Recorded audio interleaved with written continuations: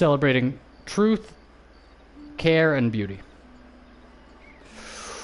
Okay, I'm going to do some affirmations just to start with. Things are going well. Things are going well. Things are going well. Things are going well. All right. Got some negative energy swirling around a little bit.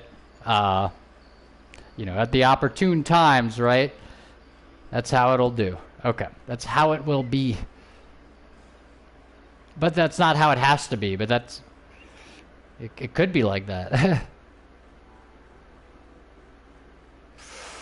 All right.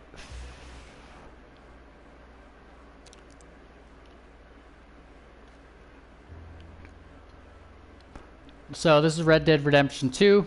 It's quite the game. I'm playing from 8 until at least around 10 tonight, if, you know, that's the idea anyway. And, yeah, Red Dead Redemption 2. Quite a good game. A little bit emblematic of sort of the aimlessness of games afterwards, where it sort of just became kind of like an empty amusement park.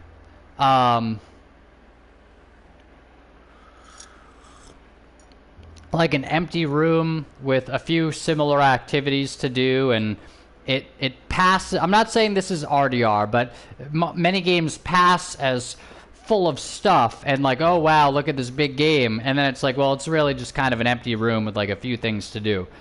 And I don't want to be super reductionist and then say like, oh well, Skyrim is, you know, worthless and stuff like that. But at the same time, once you get to like Assassin's Creed, Origins, Odyssey, whatever, it's like, man, this really does feel like just a bunch of platforms to automatically climb on, and then a bunch of missions that are basically like, sneak past these guys and kill these guys, and that's, or just kill the guys you were gonna sneak past, and that's it. Get some treasure. RDR is not that necessarily, but you know, it was when things were starting to tilt more into that.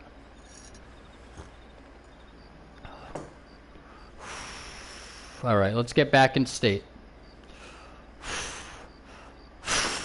We could even do like a breath of fire thing.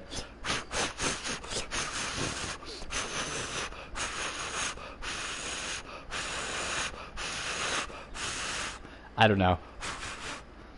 Whatever. Yeah, I don't know how much. Okay. I have one bar of battery. One thing I'm not a big fan of is like playing with this, like, it's nice to when it's not connected to any wires, and so, you know, charging it while playing, not the best situation. Oh, here we go. We can do first person mode. That, my spidey senses for first person are still on point.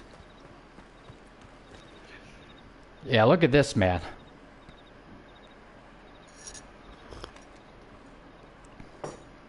So we have a mission. This is the mission I stopped playing for, actually. It's funny. I wonder if that's gonna be it. Let's see. The mission where we have to go to some guy's house and steal something. I was like, you know what? Like, I'm not really into this. You know, this whole game, you're just being a bad person, and that's it. You know. It's like, well, where do you draw the line, Matt? It's like, I don't know, but something about that mission felt particularly mean to me. And it just felt like particularly shitty. It's like, oh, we're gonna wait outside this fucking guy's house and then steal something. It's like, it just felt like kind of just being in a group of grimy people that you don't want to associate with. Just like people who don't seem particularly good. And so, like that guy, what's his name? I think it is Leopold Strauss. Money Lending and I think that is the one, Money Lending and Other Sins. If not, it's going to be this one maybe. Swanson. Who is not without sin. Now it's looking like Far Cry 5 actually, which by the way, many confused for a based game, quote unquote. It's like, no, Far Cry 5 is about as cartoonishly critical of you know, religious people and conservatives as you could possibly get, just because it has a bunch of like down home boys on the cover. It's like they're all the bad guys. You know, Far Cry 5 isn't what one would deem based ideologically anyway. Okay, and then of course based, profane. Hosea Told you that Swanson found something down at the train. Okay. Down at the train station by the docks. Hold on, I've got to... Alright, I've got to get back in state. Tony Robbins would say, check your state. Hold on.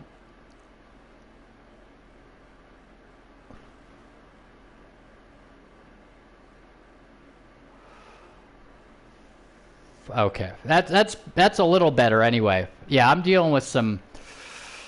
Just, man, negativity will fucking eat you alive. I gotta say, like... And you can battle it. Like, you can definitely become like a light unto the world, or, you know, so to speak. And there are many, you know, many ways to help with that. But, oh boy, like, that doesn't mean that it's gonna be easy. And if you're surrounded by negativity, like literally like people who are sort of like working in the other direction, like if it's somebody doing the negativity wheel and it's like then you're trying to like do a little positivity, but you know, you're stressed out. It's like, oh my God, like this is, you know, this isn't just like fun and game. It's certainly not. Even though we're playing video games now. Okay, hold on. Yeah, so let's go do this one. And so to go back to the idea of like, you know, helping out some bad guy, I was like, fuck this mission, man. Okay, come on, horse.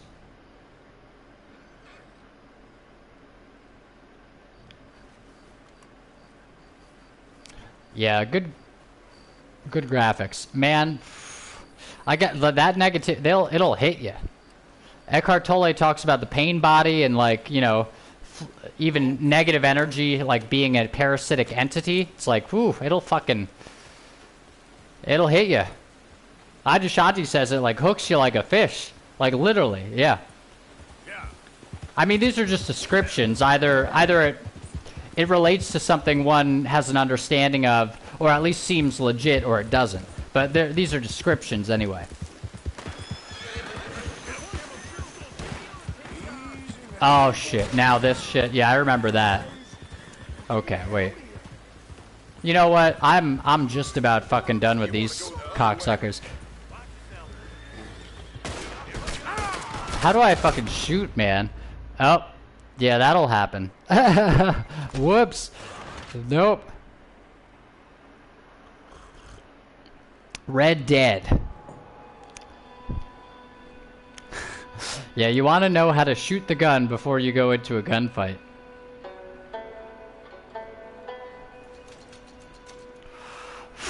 Okay, let's let go a little bit. Alright, that... Okay, a little better.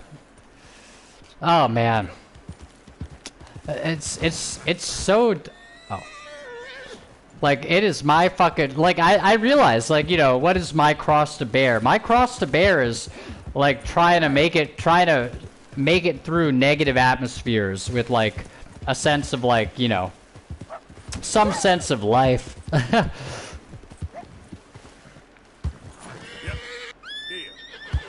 Just fucking jump off the mountain, man. Just do it. Okay. Okay, now we're gonna figure out how to shoot a weapon. Circle, apparently. And we're pre-aiming, just like someone would pre-game a party. We are pre-aiming a gun party. Or like Tony Robbins would pre-frame a situation. Who's that? Hard. What up? Hold on. That... Okay. Yeah, man, it's...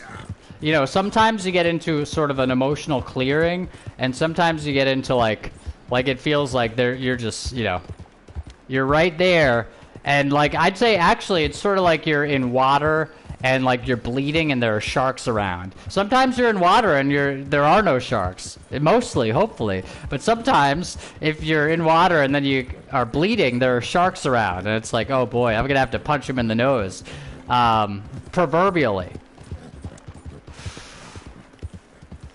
Luckily, that's like the shark's weak point, apparently. Everyone knows. You punch a shark in the nose. It's like, oh, wow, like, you know, who told everybody that? Who's that? Uh-oh. I don't know how to stop this horse. Oh, no, that didn't do it. Maybe that. Okay, we're doing that. That do anything? No. Nope. Nope. Oh, you know what? Maybe it's just you can't stop the horse. That makes sense.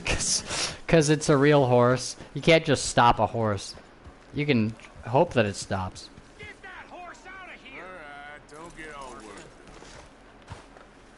Okay, hold on. I'm trying. I'm doing it all, man. Okay. That'll do.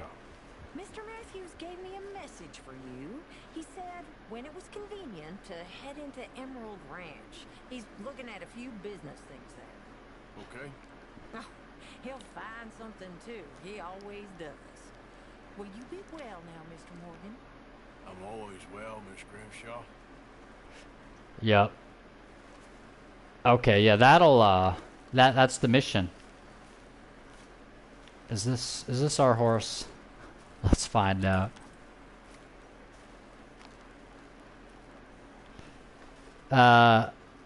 Bodisha, that is our horse, actually. That's absolutely our horse. So how do we get on?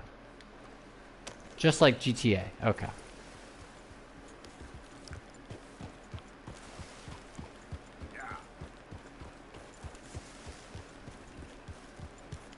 Now, wait a second.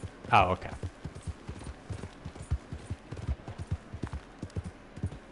And,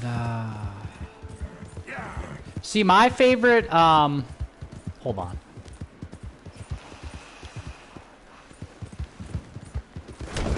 Ah. You gotta pay attention when you're riding a horse.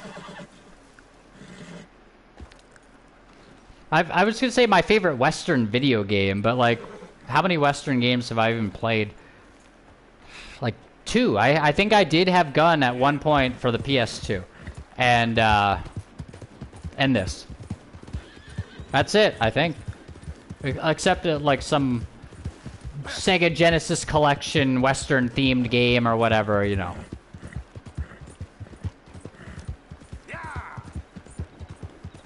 Oh, Wild Arms. I'd like to play Wild Arms. In fact, as a kid, I was looking at Wild Arms like, oh, Wild Arms for PS1? That looks awesome. I still want to play Wild Arms, actually. I wonder if I don't have it on my PS3. I think I don't. But, you know, now that I think about it, next time I get some fucking money in my bank account, maybe I'm gonna put it into Wild Arms. Okay, where are we fucking going? Yeah, that game looks cool. Oh, you know what? Live Alive. I beat the Western. I played the Western part of it first. Live Alive. Pretty good game. You know, it's about right. Like, it's very interesting. A lot of occult messages and stuff. A lot of cool shit. But it's very, you know, it's kind of what you hear. Like, it's a very unique game. It's a unique game. You can't even modify that word. From the 1990s. It's a 2D RPG with like 7 different storylines, and they all come together. And it's like, oh, well, how deeply do you get into any one of them? Well, maybe about as deeply as you'd expect, maybe even less. But still. In fact, I'd say the Western part of it is probably my least favorite part. It feels kind of like busy work.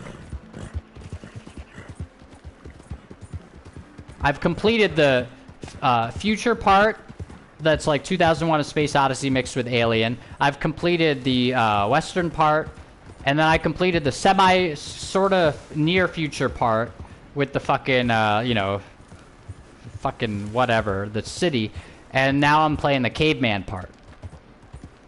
And it's cool. There's literally no dialogue. It's just like, okay. What? No, we didn't just fucking come back here. We didn't. Oh, you know what? I left my marker on. I want to go talk to that other guy and do this mission that I don't want to do. All right, what are we doing here? No, not him. Although, you know what? Maybe that one next, because that's probably fucking awesome. Yeah, this jerk. Okay, this Weasley dude. Okay, let's go.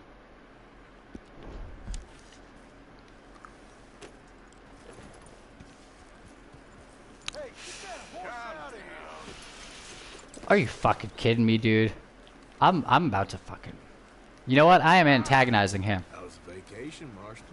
And you wonder why no one likes you. Sitting around, getting waited on hand and foot. When are you gonna grow up? I don't really actually... I'm just annoyed at him. Okay. Get up. Okay, hold on.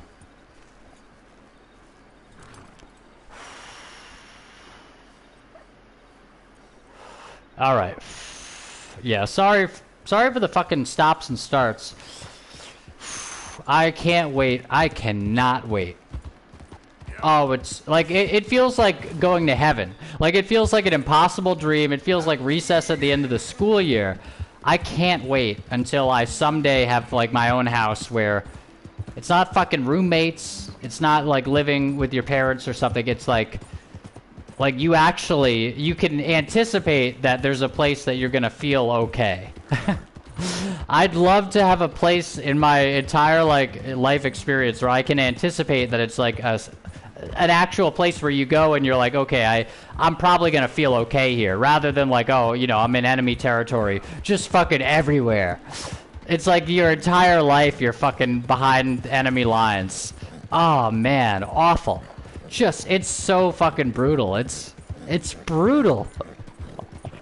Like, if I do have my own place, especially my own place that's its own house, not like an apartment even near someone else and you can hear him through the fucking wall. Oh, that I can't even fucking believe it. That's gonna be amazing. Like, I'm gonna feel like, that'll feel like I'm a fucking billionaire to me. More or less. Or I can just do it with zero money. I just fucking walk into the woods someday. Someday I'm doing one or the other. In fact, some guy wrote to Synthetic Man. Ooh, shit. Well, we're alive. Some guy wrote to Synthetic Man this like doomer story, and I've got one coming up too. If he reads mine, I'm number 7 in line, I think. But a doomer story. A guy's like, yeah, man. My whole life went to shit. I realized I hated my job. And I realized, like, what the fuck am I working for if I just go home and, like, masturbate and play fucking video games and shit? And, like, I'm miserable. I'm sorry, ma'am. I helped you last time. Yeah, I know. That was it didn't save, whatever. Sorry. He's like, you know, what am I fucking living for? And so that's a good question. And in any case, but he's like, yeah, so at a certain point, I was just like, fuck it. No, I'm literally moving from California to Florida and like liquidating all my shit or like, you know, moving it all.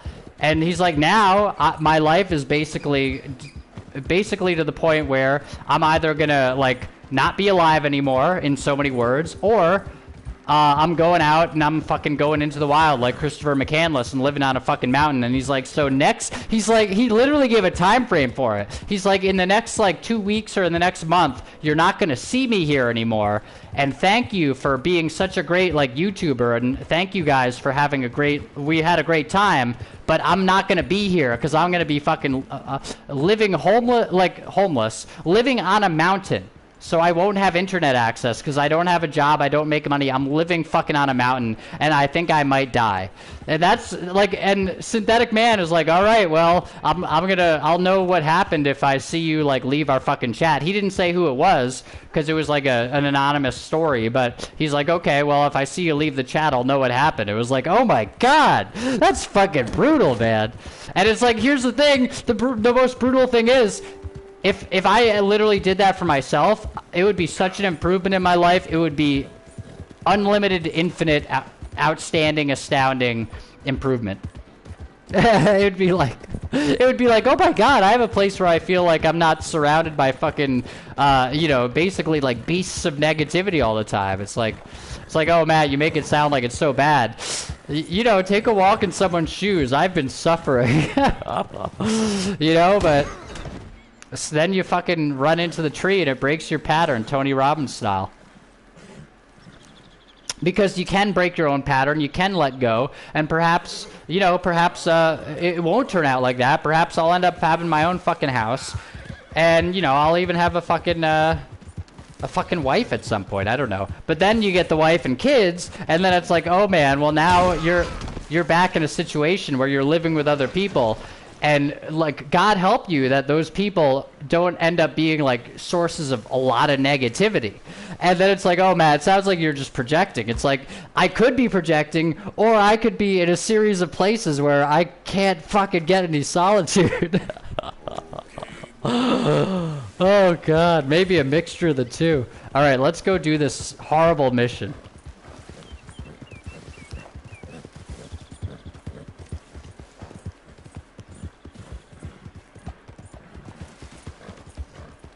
I hope we're going the right way.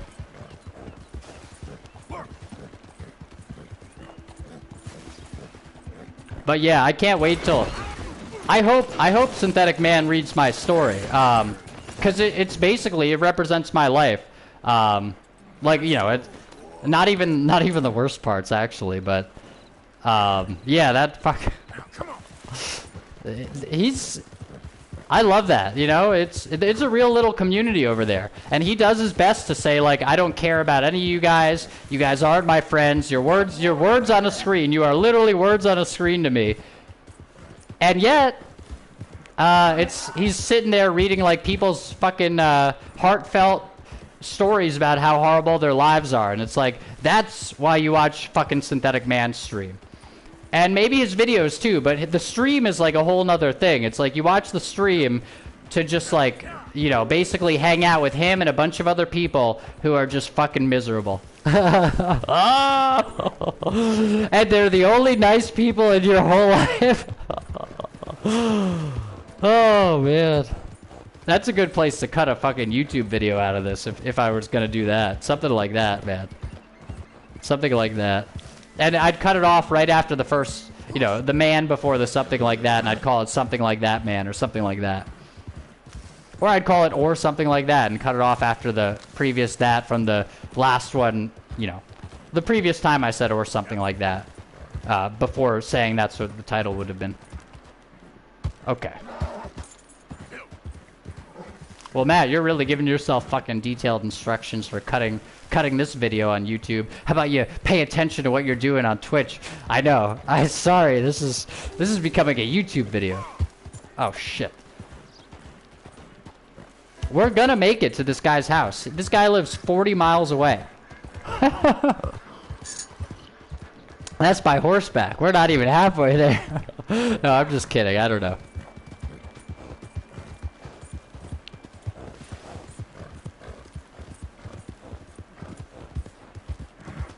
It's like Don Draper. You know what? Actually, out of respect for you, Coles, if you are here, or anyone who hasn't watched Mad Men, I will not say what that quote is, but it's like Don Draper in a later episode of Mad Men referring to something that was, let's just say, one of the bright spots of his times, experiences, whatever.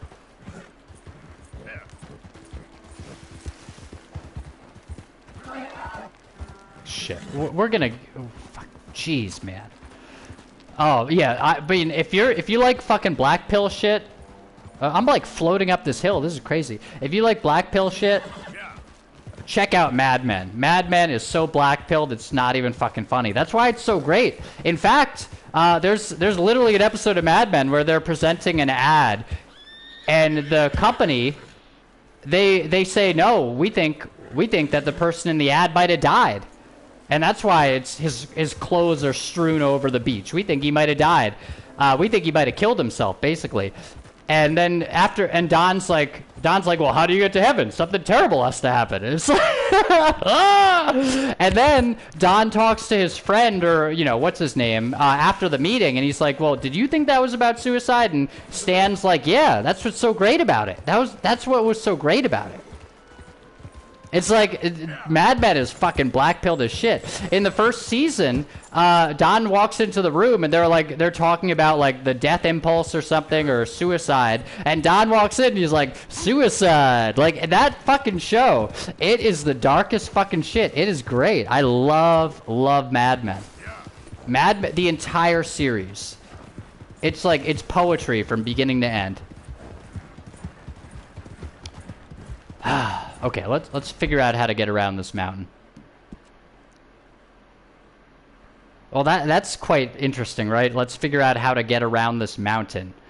Quite symbolic phrasing there. Where does this guy even fucking... Are you kidding me, dude? Where is this guy? Oh, I didn't even set the marker. You know what? Didn't I set the marker? I guarantee you I set the fucking marker. Where is he? Oh, is he that way? Okay. I was going for the wrong red. I was going for the other red, actually. That might be symbolic as well. That red is now Red Dead. Now we got Red Dead Reloaded. It's the other red. See that? He said the title. He said the title. There you go. A fucking horse. Oh my god. You know what? I'm gonna pat you on the side of the head. Like someone once told me. I'm gonna pat you on the side of the head. I don't know how to do it. I'm gonna hold the fucking L1. I'm gonna write in my journal. Oh, fuck. Tony Robbins said to write in your journal every day. Fuck, I haven't done that. Oh, well. Okay. Oh, my God. Look at this shit, man. This is great. Okay. Now we're gonna pat the horse in the head. Nope. Nope. I don't know how to pat that horse. What? Wait. Nope. They didn't let me hold left long enough to know what I was doing. This is an impossible game. I didn't want to open that. This is... Oh, okay. There we go. We got it. Good job. He was saying that to me. Oh, okay. Oh, okay. Yeah. So this... We follow the yellow brick road. We follow the Red Dead Reloaded Redemption. Red Dead Reloaded Redemption.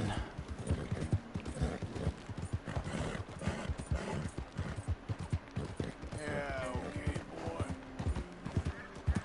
Okay.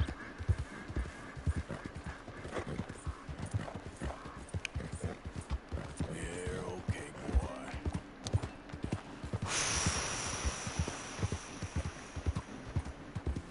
Yep. Okay. Hold on.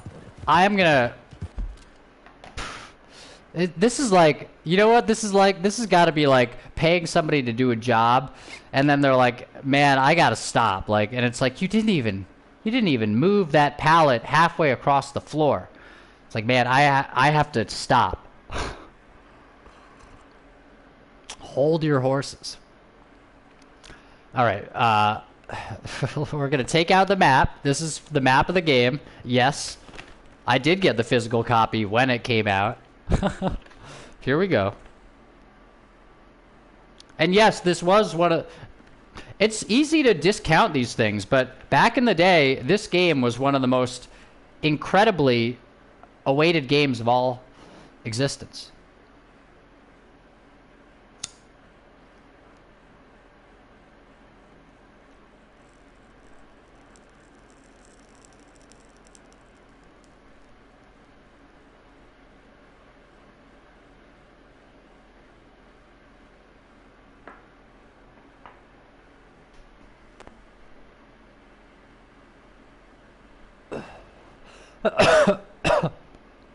Now, I will say for anybody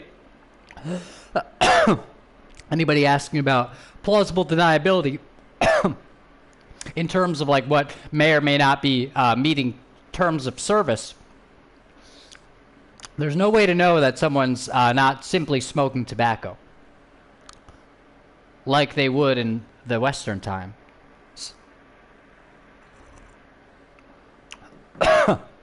Okay. But we're going to take a breather. Yeah, I got to sit for a second.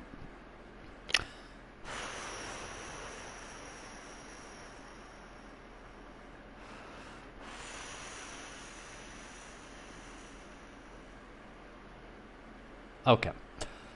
Good enough.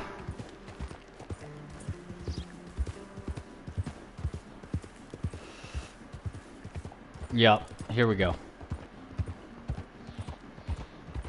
This is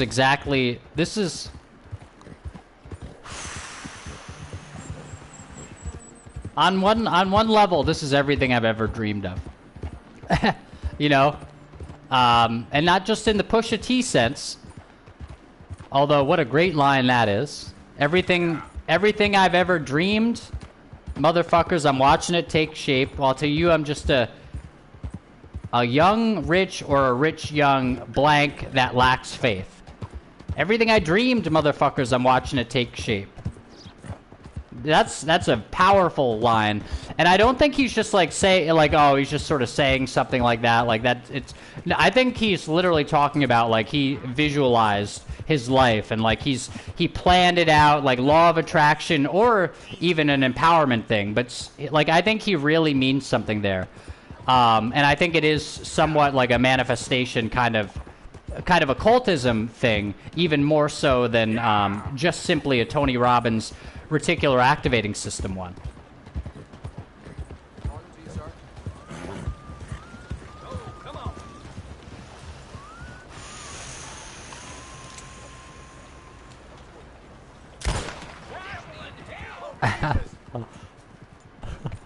Okay.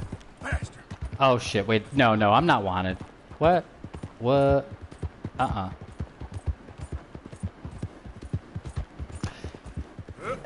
Yeah, and then of course, like that line, if you didn't sort of get my emphasis, or believe it, I guess, like if it wasn't up to par or it didn't seem that way, then Drake has a great line in Lust for Life. Wait.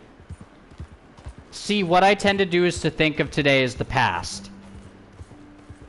See, what I tend to do is to think of today as the past. Yet again, placing himself mentally, perhaps even visually, into some future scenario. And if you'll notice, Pusha T said his lines on a Kanye West album. And if you'll also notice, Drake is one of the most, like, probably the last legitimately famous rapper. Like, I think there may never be another famous rapper. It's like, what do you mean, Matt? What, Tom McDonald? I'm sure there are, what, Lil Baby? Whatever famous. It's like, no, I mean a household name. I think Drake might be the last person who, what you don't know what rap is, you still heard of Drake. He might be the last one ever.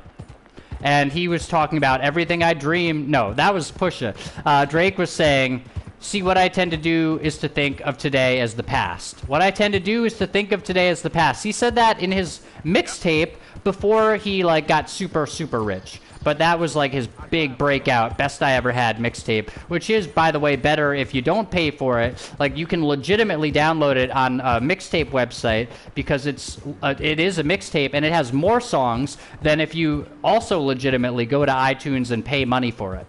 Because it specifically has Say What's Real by Kanye West, but with Drake rapping over it. And that song is perhaps the greatest rap song of all time. And it's Drake.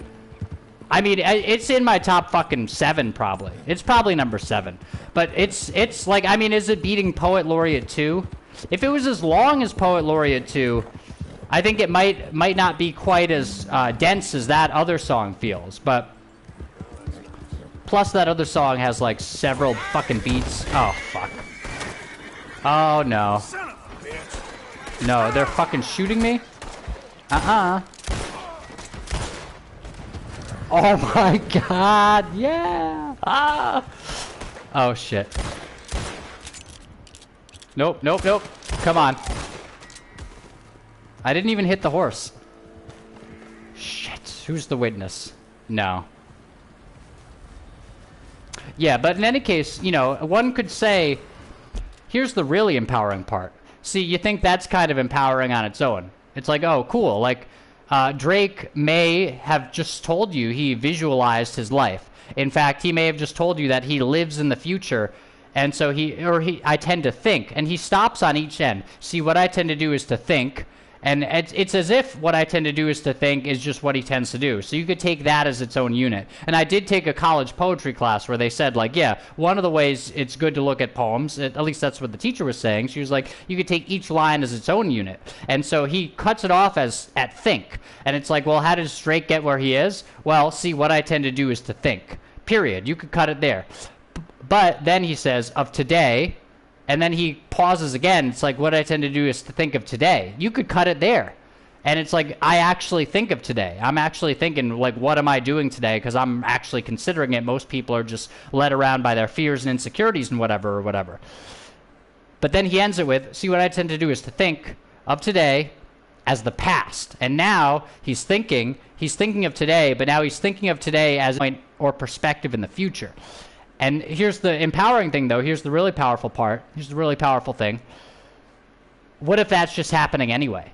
And the thing is, or at least people tend to think of the future, but they think in a worried way. And like Maxwell Maltz says, I think Maltz, and Matt Fury narrates in Psycho-Cybernetics, why don't you worry about the good things? Like, why don't you, instead of like all the time you spend worrying about things, perhaps that's how the future is coming about anyway. So it's already happening. And if you would just think of today as the past, but you would do it in a way where you were like picking something nice, like in the movie The Master, Amy Adams' character, she looks at Joaquin Phoenix's character and she's like, you know, she's like, when you go to sleep, and she's like sitting on his fucking bed. It's a bizarre movie, but she's like, when you go to sleep, something, I don't know. She's like, when you go to sleep tonight, I want you to put something like beautiful into your future for yourself or something. And it's like, what if like, you know, what if like Pusha T and Drake and like many famous people, not only is it like that's something they're doing, but it's something that, what if it's something that you're already doing,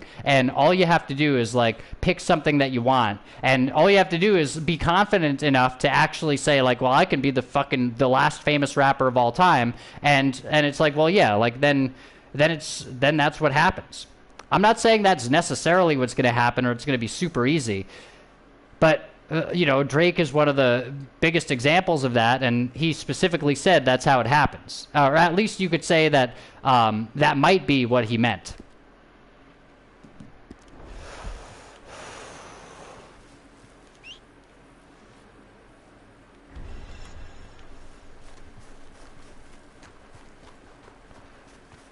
Maybe that clip for YouTube, like following right off the last one, maybe would be, that might be what he meant, period. Whatever I said prior to this, that might be what that meant, or it meant, he meant. Maybe it with the I lowercase, but the rest of it is sentence style, and then the period. That might be a good title. What is going on? He's the witness. Wait a oh, you know what? He just saw that happen. He's like, I don't want to talk to that guy. Haha, he's on the run. Uh-oh. Where's my horse, dude? Oh, good. Now we're like in a country bumpkin western movie. Oh, no, come back here. Come back here, Bonisha. Ah, I should have turned around and had a gunfight with them. Okay, oh well. So anyway, and then, you know, but other people than just them, it's like, oh, you just have a couple rappers. It's like, I have actually got probably a lot of rappers. For example, Jay-Z, I'll give you a good one from him. This is really powerful. You could use this as like a Tony Robbins thing, incantation while you're running or during your fucking hour of power. That's what you can fucking do. Fucking hour of power period for this next clip maybe, but, or whatever, space period. You, fucking with the apostrophe. You can, what? Oh, yeah, you can go check out Jim Carrey. What did Jim Carrey do? I'll tell you what Jim Carrey did. Apparently, he wrote himself like $1 million check or a $10 million check, and he like looked at it every day, or he like put it in his wallet, and he's like, I'm writing myself a check for $10 million. And it was before he ever had $10 million. And then he's like, yeah, and then I was in The Mask, and I was in like this other thing, and I made like fucking $10 million. And I was like, well, there you go.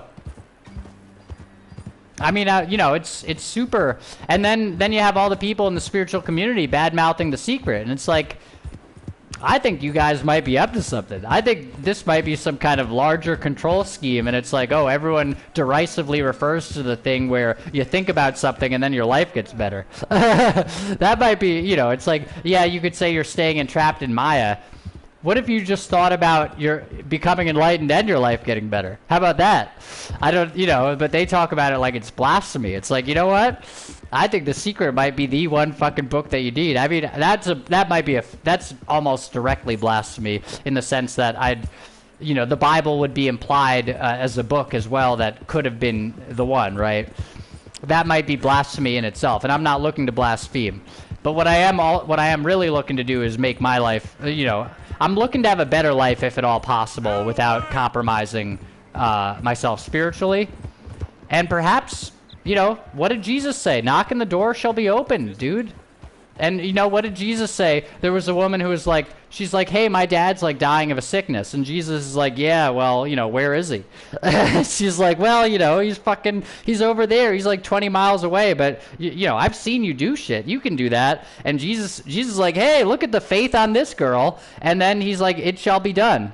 It's like, that is literally him encouraging somebody having like a strong faith in something like that one would consider a pretty big miracle. So like, of course, I've seen you do stuff like that all the time. And he's like, yeah, I'm not gonna begrudge you for asking me for a big thing. I'm going to congratulate you in front of the crowd for having so much faith.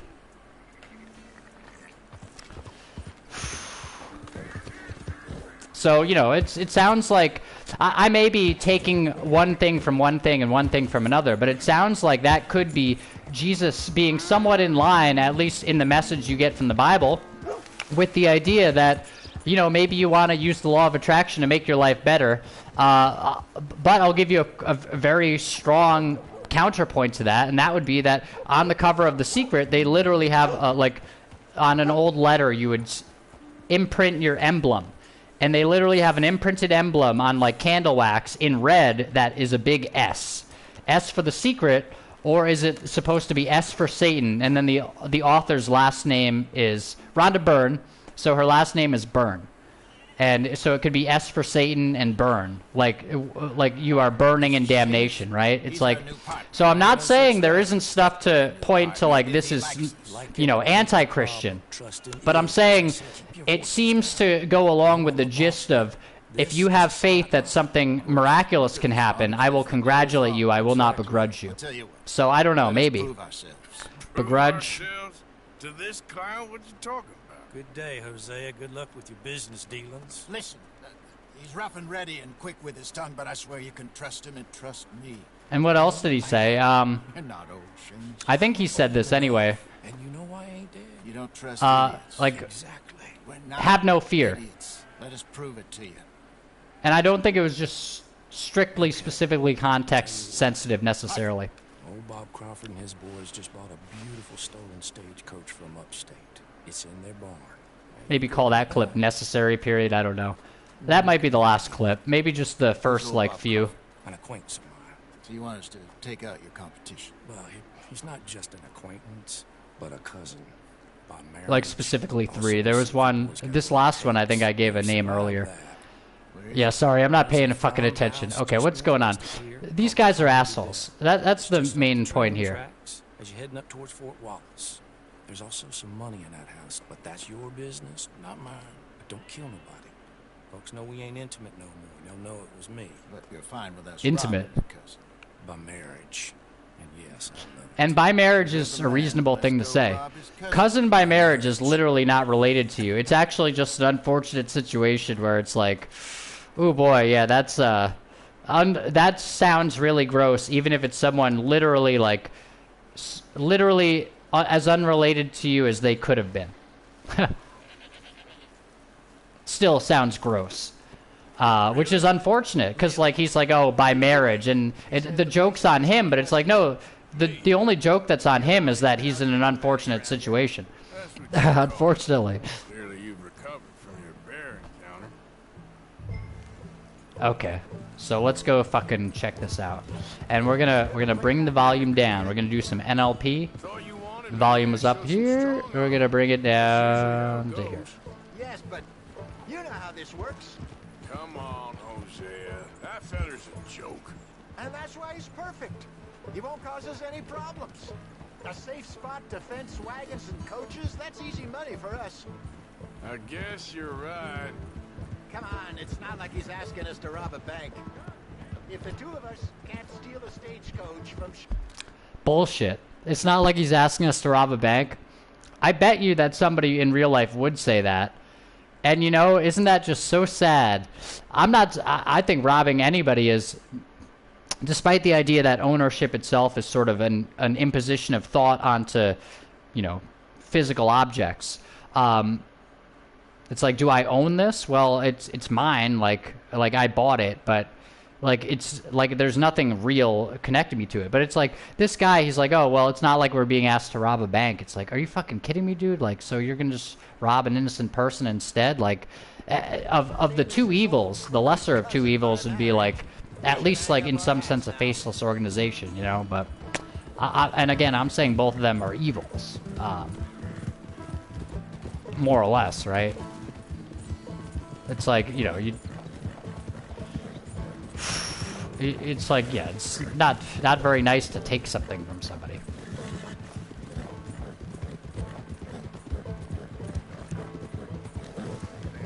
Easy.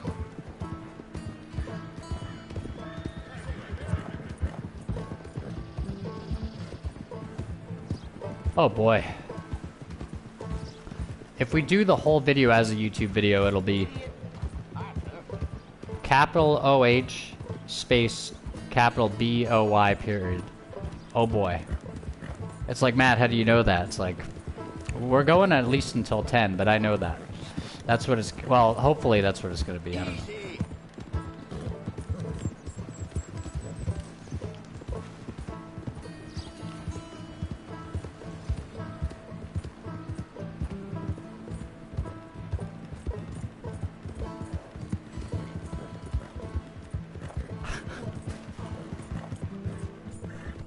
Okay, so now here's the thing.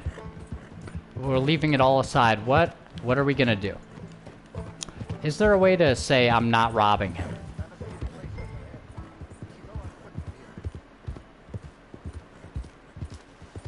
Yeah, there's a reason I didn't like this mission. I have a real distaste for this fucking shit. This is like, we're fucking spying on...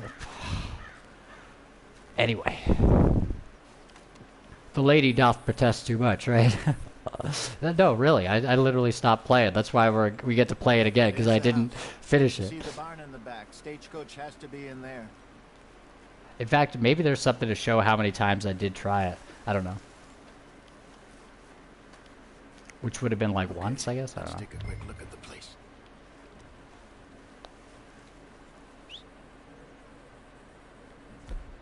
Oh. R1 to view the item wheel. R to select. Are they teaching me this for the first time? Or do they literally say this every time? R to select kit. Oh, and cycle to your binoculars. Okay. Yeah, well, we're already at them. Okay. Gross, man. Look at how fucking... This is a cool mission, though. Like, very cinematic. Anyone around? Yes. Okay. I reckon we can do it now. I'll head over, distract him by putting on a little show while you sneak into the house, find what you can, then get the stagecoach. Or Okay. wait until nightfall. Sneak in, then I'll get the coach. You can try the house. What do you think? You know what turned me off about this mission, too? Let's just fucking do... We're doing a review of this mission. Do it now.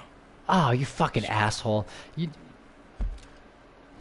I should have paused. You know what turns me off about this mission as well, or did before? That fucking jerk standing there looking like Channing Tatum is like, what should I do? Am I going to wait and rob him at nightfall or the middle of the day? And it's like, isn't there like an option for like, fuck you, like this is bullshit? Like, it's just, he looks like such an ignorant, uncaring guy. Like, well, I guess, am I going to rob him at night or in the middle of the day? Like, but he's got this sense of like sort of smugness, like, oh well, you know, I'm a very considering man, not necessarily considerate, but I consider things. and I'm considering this shit, and it is just, it shall be deemed noon. It's like, you're not a wise man, you're not a cool character, you're just a fucking ignoramus. Again, looks kind of like Channing Tatum with a fucking beard, and that guy is an even bigger a-hole than you are. That's what I'm saying. Okay. Don't follow me. Yeah, I won't, you fucking jerk. Okay. Wait until I have them distracted outside, then sneak into the house. Yeah, alright. How about I sneak into your plans? Yeah! Now they're gonna see him. Yep. Alright, now we'll at least give him a fair fight, man, because screw this whole thing. Uh-oh. Am I gonna get him? Nope. Oh, no. I missed. I'm not really. I wouldn't want to deceive him. I'm not gonna lie and say I was gonna try to hit him. Oh, don't shoot me, dude. Fine. You know what? If you're shooting me... Well, see, he asked me that. Wait a second. I didn't have to shoot him? Oh, fuck. I could have not shot him. Oh. I thought the game was forcing me to do it. That's... Damn it. Or, like, basically either it was forcing me to, or he would have done it. Or I would have died. And it's like, well, if it's between all those, and either you're gonna die or I'm gonna die anyway, then I don't want to restart the mission, right? So split-second decision-making, snap decision like Malcolm Gladwell, and and here we are. You know, we're fucking, this is where we've gotten to. Now, what do we do? Get on, Arthur. We don't have time to mess around here. I think we kind of do. You put the gun down. No. What are you doing? Keep it down. But he thinks he's gonna inconspicuously have a gunfight Out of here before the law. and then escape on a stagecoach? Oh, I can... Okay.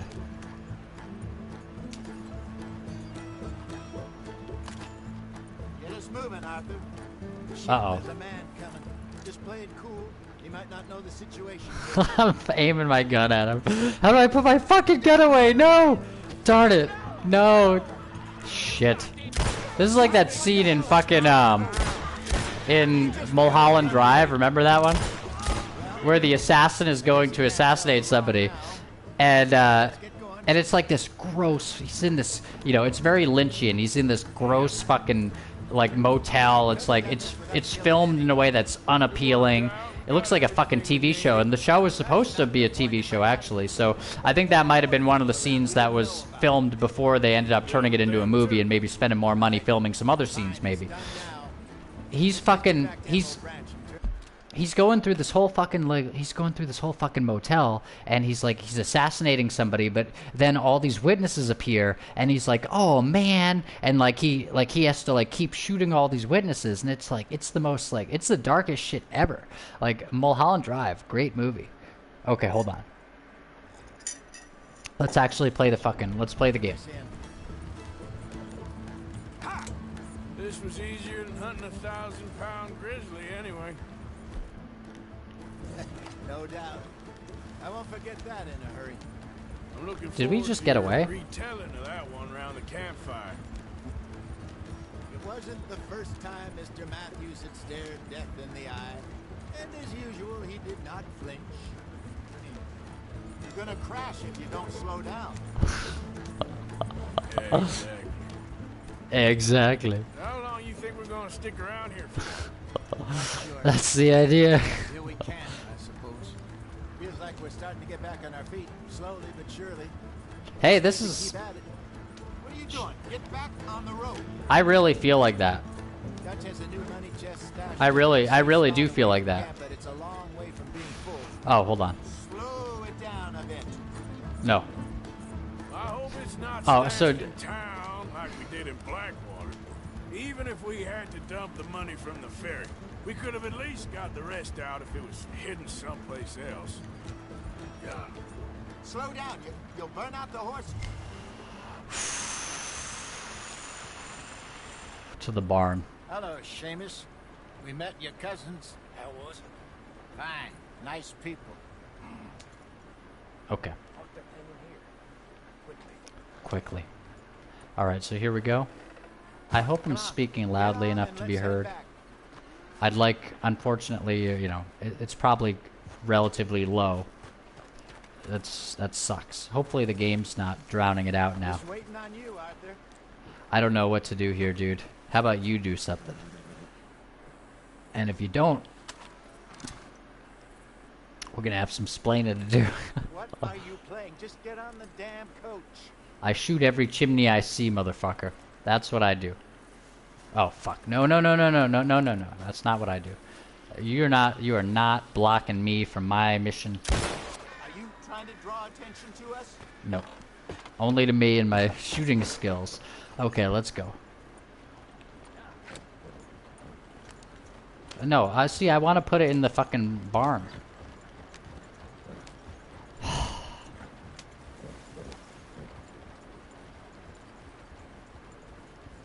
This is like Red Dead Redemption. No, it's not like Red Dead Redemption. I'll tell you what it's like. It's like Kingdom Come Deliverance, which, by the way, Kingdom Come Deliverance 1, which was still in many ways as left-wing as Kingdom Come Deliverance 2 is. People pretend like it's not. It was definitely like less overt, but it was, you know, you weren't living a fucking Christian life. Check out my YouTube video, Occultism and Kingdom Come Deliverance, for more. Or Occultism in Kingdom Come Deliverance 1, I think it's called. Specifically that title with the numeral 1. That game is not Christian, but it does still have, like, Coarse, but competent. St. Paul said when he was in jail, this is in Philippians, I read it recently, it's not like I'm like, oh, I can rattle off everything about everything, but in the Bible and stuff, you know, it's like, but he said something like, you know, I am in jail, and you know, the people who like me are saying praise be to Jesus, and the people who don't like me are mockingly praising Jesus, and so I'm so joyous because all around me people are praising Jesus, and it's like, you know, so if you're playing, like, literally, very similar situation, not that St. Paul would necessarily recommend you playing Kingdom Come Deliverance, but very similar situation, Deliverance or not, basically every NPC you talk to, they say, Christ be praised, or like something like that, like quite a lot. There's a whole monastery, it's a very anti-sacrilegious sort of monastery scene, unless you consider the monastery itself to be sacrilegious, in which case it is a fairly Christian thing to say, like, yeah, well, once you start like an organization around this, there is a possibility of it having a downfall, you know? It's like, in any case, though, what a great game, and just glorious. I'd say Kingdom Come Deliverance, maybe the last good game of all time. Just like Drake is the last famous rapper. Kingdom Come might be the last good game of all time. Prove me wrong. Here. Thank you. If you find any other coaches that need selling, I'll see what I can offer you for it. But discreet, you know. Of course.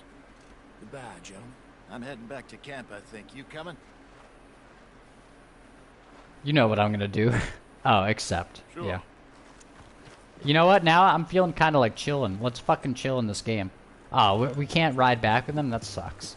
I wanted to like chill out on the way back. And I don't like that. That term, or at least it has in the past, very much annoyed me. And now though, I kind of do want to like relax. I feel like fucking, I think right there I was making an expression that didn't look too dissimilar from like maybe an expression that Nate would have made in 6 Feet Under at least. I feel like there was a little bit of Nate energy going on. It was like, okay, Nate, that's pretty fucking, Nate, you know, you could do worse, in terms of like, even just like, there's a great scene towards the end of 6 Feet Under. Let's just say, I'm not going to ruin it for anybody, but I will say Nate is wearing some clothes that are lighter colors, And I don't know if you consider white a color, but like, and it's not like he's wearing a fucking like KKK hood or anything. It's like, you know, but he's wearing like some nice clothes or something. But it's like maybe some lighter colors or something, whatever you consider, whatever. And it's joyous. It's amazing.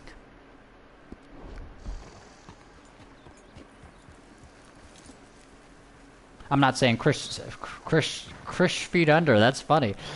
That's Freudian, perhaps. I'm not saying 6 feet under is. And then I thought to say game. I'm not saying 6 feet under is a Christian show. But in fact, there's a huge subplot about like a gay relationship, and so like at least on one level, like it's, you know, it's not incredibly Christian, but there are some good things there. And here's another thing that's that one could run with further than they might be encouraged to, but it could also be a thing. Elated yoke. Oh, that's funny. Like the yoke of Christ. I wonder if somebody specifically put that in. Otherwise, that's good synchronicity. Like I have my yoke is light and the burden is easy or something.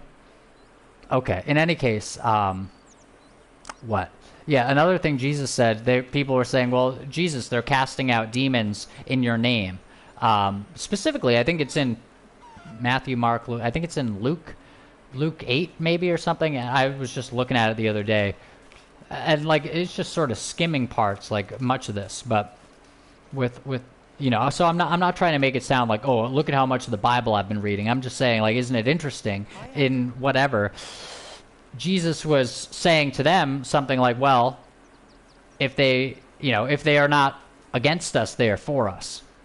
And here's the thing, Jesus also in the Bible said, like, I came to divide houses and mother from child and blah, blah, blah. So it's not like Jesus is saying, like, everybody's always together and everything, necessarily. In fact, Jesus said, like, let the dead bury the dead. There's a lot of parts where, like, a lot. It's sort of a recurring theme, or it seems to be, where, like, Jesus will be like, you know, you can follow me or you can go along with the rest of society, but, like, I'm going another way. Like, physically often enough, but at the same point, or at least in one part of the Bible, like Jesus is said to have said something like, you know, if they are not for us, they're against us. Or no, but the emphasis was the other way too. It was, if they are not against us, they are for us, in terms of like, because they're like, I think they literally said like, should we go beat them up, or like something like, should we go confront them about them using your name? But we don't know them as your followers. And he's like, if they're not against us, they're for us.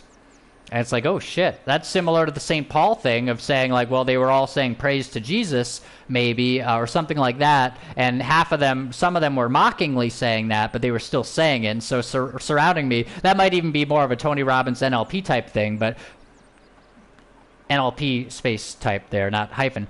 NLP type thing, but like, you know, if they are not for me, they are against me. It's like, praise be to Jesus, no matter what intonation you take, or if it's in Kingdom Come Deliverance or whatever it is, it might be something that still like carries a resonant message, you know?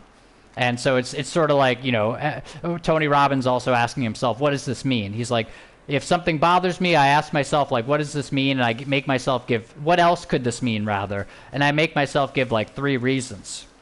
It's like, that's kind of fucking powerful. Not to transition from the Bible to Tony Robbins, because I'm not saying they're the same thing, but what is going on, dude? What do you think of your new home? Let me go now, please. Okay. No can do. I want to let him go. You fucking kidding, really? I will. Okay. See, I'm gonna shoot this fucking rope. Is that possible? Let's try it.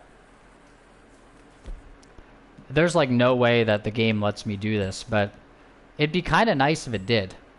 Oh, I'm not able to take out my gun. Shit. Intimidate me? It's working. I'm actually trying to free you, literally. And looking over there to see that cauldron in the distance, it just felt like the scene in Kingdom Come Deliverance where you're freeing Hans Capon in the forest. One of the very few scenes, actually, Hans is in the game. But he does make an impression. And I think he probably would have, even if I hadn't anticipated him being like a huge character in the second game. But he makes a big impression. Hans is fucking...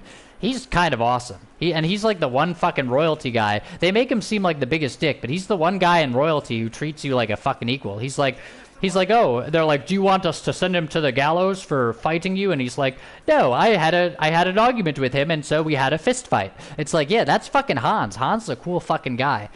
And this felt like rescuing Hans. But unfortunately, I guess he's not getting rescued, even though, you know, I would have done it. Fucking a-holes keeping that guy. I don't know. Whatever.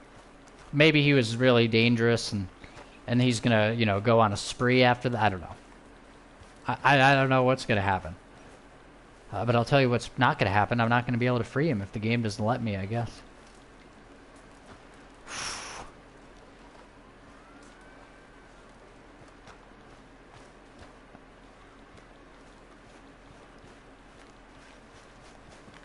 Oh boy. Oh shit. All right. What up?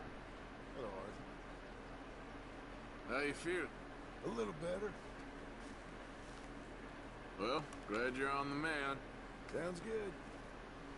Yeah, I know we just had an argument. Whatever. He's a cool dude. Look at him fucking sitting there. I thought he was like a Native American at first. Is he half Native American? I think, isn't he supposed to be half Native? Or one of these guys is like, I don't know. Maybe that's just me making that up. Oh, jeez. What's going on? What do you think of this place, Susan? An improvement on the last, that's for sure. Well, Yeah. that ain't too hard. Actually, I like the last one. That was really snowy. I love the snow. Not an improvement. It was a downgrade. Literally, what I was once in a, let's just say I was once in a particularly limited situation based on based on sending somebody some angry emails. And in this situation, I had an argument. Wait a second. Yeah, no, not an argument. I had arguments there, but no, it was I had like me and somebody else were wondering what's the antonym for improvement. Like, and think about it. What's the opposite of an improvement? And I think my best answer was a detriment, but something about that feels it feels like a detriment is what label you'd assign something, whereas an improvement is more like something changing. This is a detriment to that. It's like, well, it's already in that. Whereas an improvement, unless you're saying it's happening now, so it already is. It's like an improvement sort of signifies a change over time. So what is it? A downgrade. It doesn't sound like the same word, but I think that is a decent antonym. In fact, I think it might even be a direct antonym, if not, maybe not totally direct. Yep.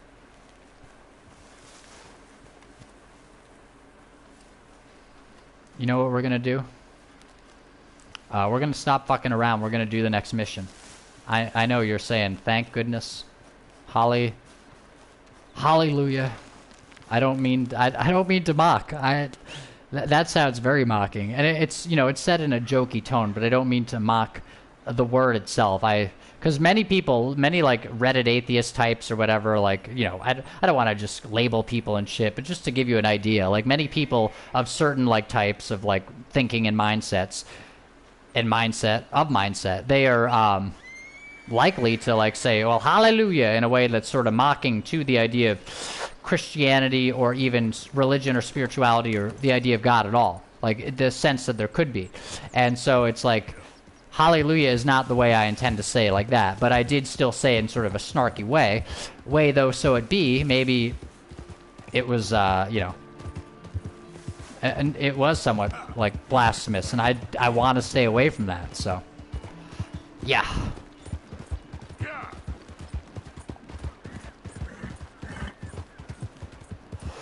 Uh-oh.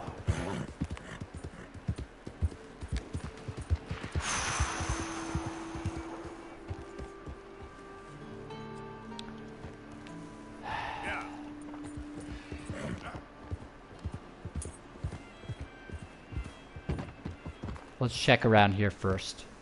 And then we are going to the other mission.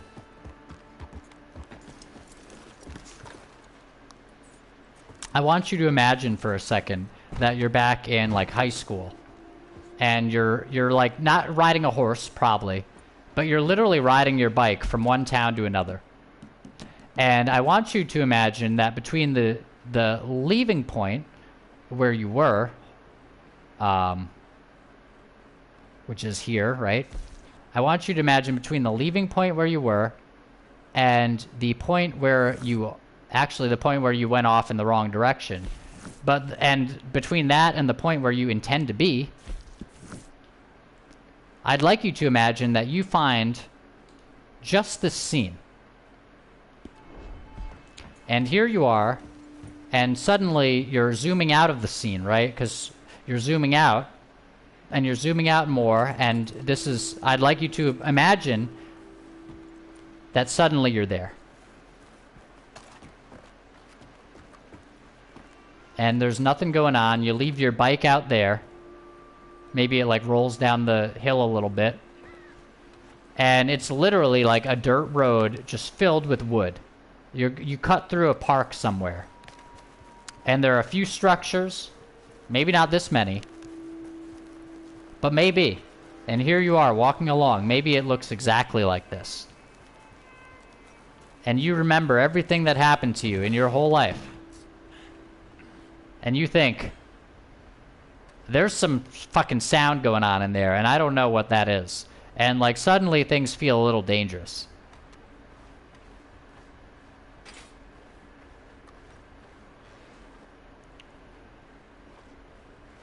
And now you feel like you're in Stand By Me.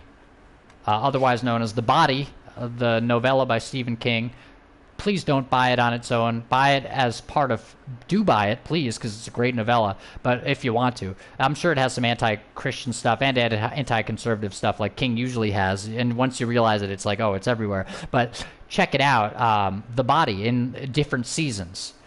Because people, they do the bullshit thing where they'll separate The Body into, like, release it as a book. It's like, no, that came with 3 other books, and one of them was Shawshank Redemption. One of them was Rita Hayworth and the Shawshank Redemption, which became the Shawshank Redemption.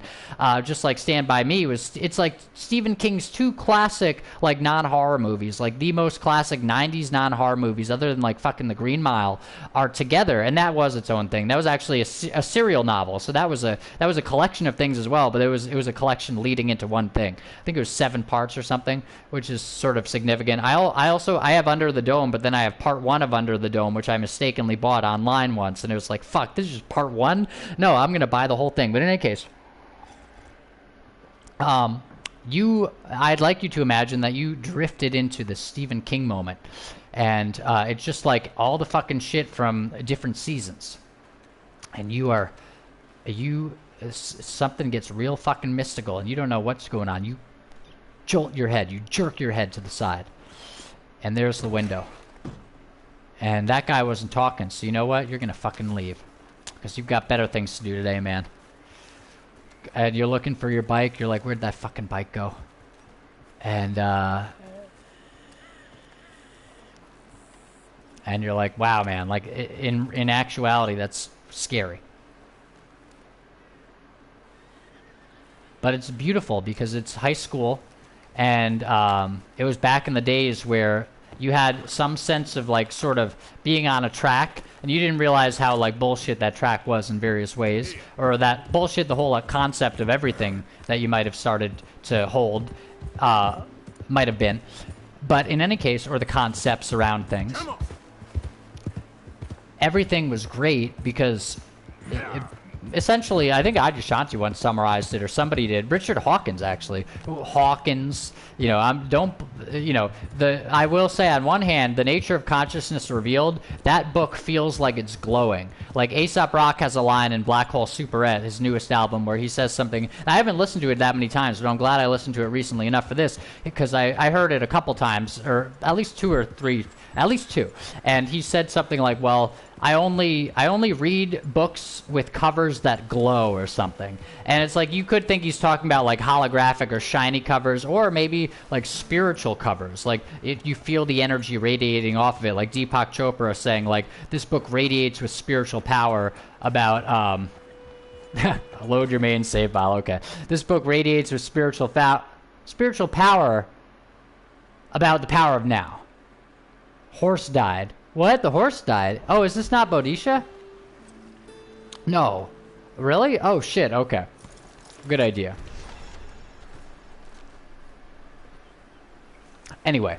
Okay, yeah, we're gonna load. Thank you for keeping me on track. Pause menu. And then player. No. Story. Yes. Yep. Story. Okay. And then load. 223. What? That's how long ago I saved. 223. Are you kidding me? Okay. Try that one. Wait a second, but we're about to lose that last mission we did. Shit, I never saved. I thought it would autosave. 223? Are you kidding me? They didn't have an autosave? Okay, whatever. Yeah, I guess so. That sucks, dude. That really sucks. I'm really actually not sure. The first one. Okay. You know what? Fuck, wait. I will do that, but I'll tell you what I'm gonna do as well. I'm gonna do this.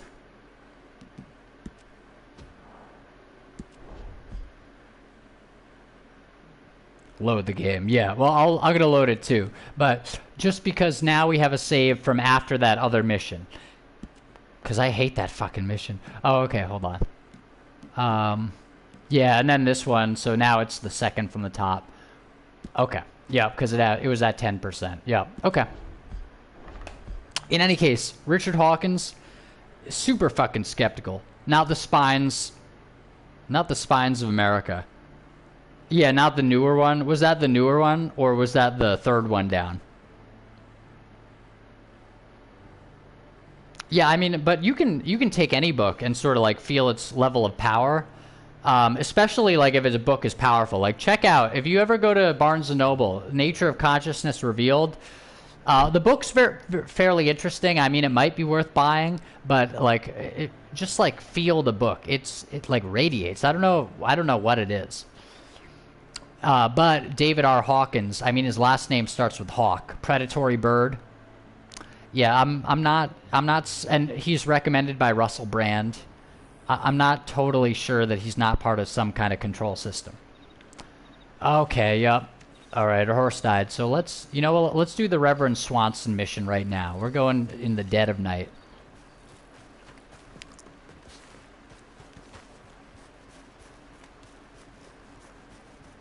Where's our horse?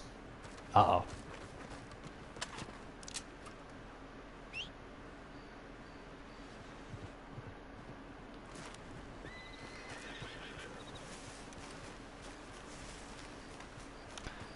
Okay, boy.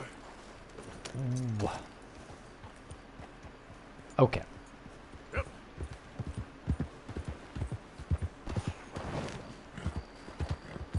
Nope. Oh, the horse did not die. No. How do we do it? Okay. Oh, no. Revive. You need a horse revive. No. Shit. Okay, I know what to do. That's like a retro bird laugh.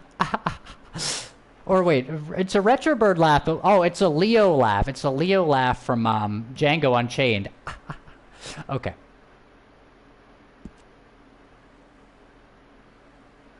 Not the Spines of America. Yeah, okay. Yep. If it's the brown horse, that ain't yours? The brown horse. Bodisha is mine.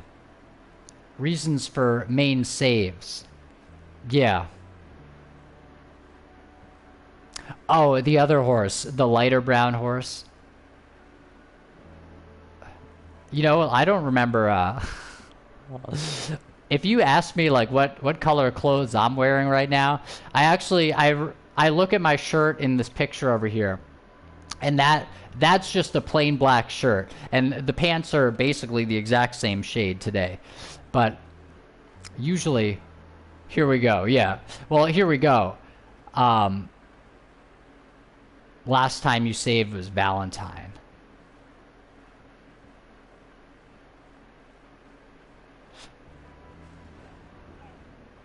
Valentine's Day. Like Mosquito Valentine.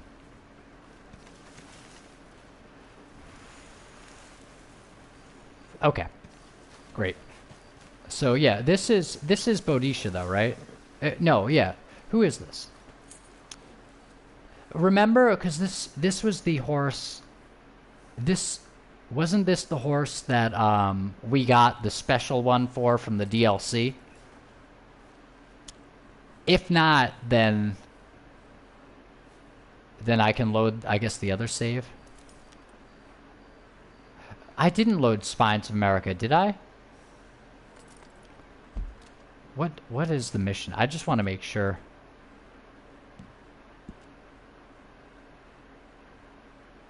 Yeah, no, I loaded this one.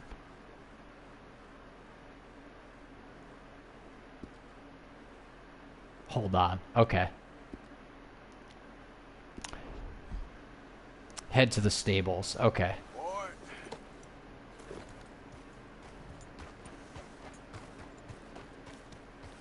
Yep. Yeah. I want to test something before I jump into conclusions. Okay. Yeah, good idea. Because I think that's who this horse is. That is whom this horse is. But I could be wrong. Okay, so where's the stable? Let's see. Should be to the east, I think. Oh, that's really far. Oh, let's just fucking pull up this shit. Valentine. Oh, go to Valentine. Okay.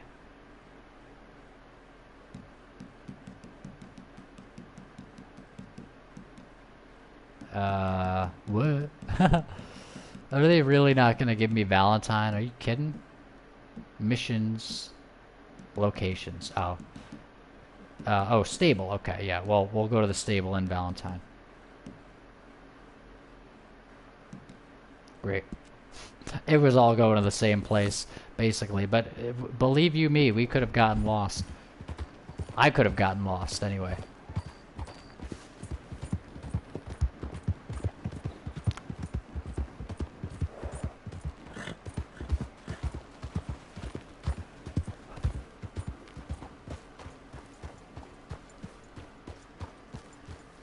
Okay.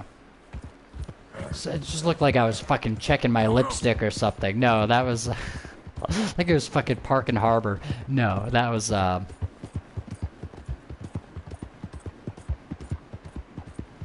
I was checking, like, it looked like there was some actually red coloration, so I was like, what is that? Okay.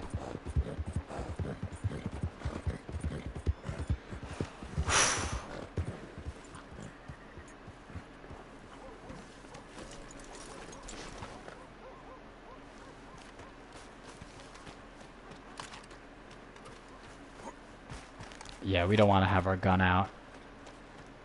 We actually don't even want to be spotted.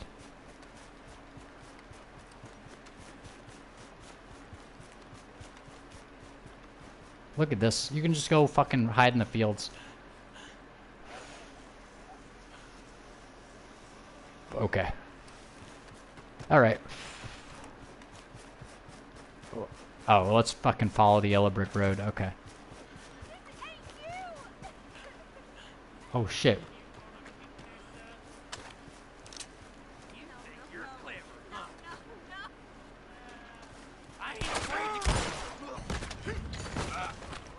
You can ride your horse into town, you know. LOL. Yeah, no, I know. I just wanted to walk. I thought that would be cooler. Like, you roll into town, and then you, like, step off your I horse. think you should get out of here, ma'am. I think I don't like the cut of your jib. Shoot first, ask questions second. Yeah. Luckily, in that case, that guy wasn't around to answer any. He wasn't around to answer any questions.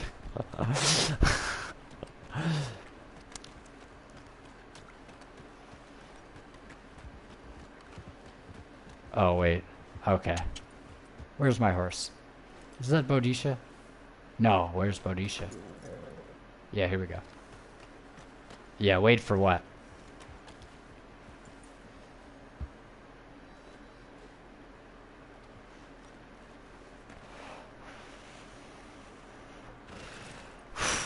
Okay.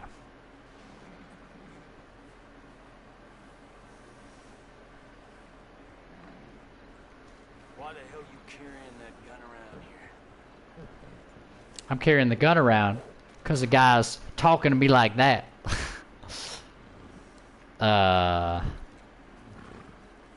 Purification of space. Actually, that's... Wait a second. That's pretty fucking good. Hold on. You needn't actually touch the bristles to the floor. Is the pre-order horse downloaded? Yeah. And that would be the pre-order horse. I think so. Wait. Oh. Oh. Maybe not. Fuck. No. I'm going to ask you something here. Does that mean that I can only use the download once? And because I deleted the game and then I reloaded it, you can never get the horse again? Is that what that means? That would be hilarious. Yeah, I see the problem. The horse isn't downloaded, so the game gave you this horse. Oh, yeah. You know what, though? Okay. So I can... Oh, fuck. We've got to turn the game off and on, right? Like, go get the DLC. Yeah, because Sony will have let me keep the DLC. Right? Hopefully. Okay, you know what? Okay, let's go check it out. And you can still hear me. Hopefully I won't cut off. But now we're going into the PlayStation Store. Yeah, only microphone audio is being broadcast. I like how they didn't say broadcasted either. Broadcast. That's a strange past tense. Okay. So here we go. PS Plus library. Library, but now we're going to go to library external downloadable content. All right? And I kid you not, that's what we're... oh, fuck. Wait a second. Games. We're going to go to Red Dead Redemption. And we're going to... wait a second. Fuck. Shit, no. Are you kidding me, dude? PlayStation Plus. No. Oh, but that's nice. You can see all your PlayStation Plus games. Wait where's my fucking... Oh, no, man. We might have lost that horse forever. The horse model isn't loaded, so that's why it hasn't loaded. It makes sense. Try seeing if you can download it. Okay. Okay. Oh, you know what? Maybe once I download it put it into the game. Okay, yeah, let's just fucking exit out of the game and see if we can literally download it right now. Okay. Oh, fuck. Well, then we don't want to save. Hold on.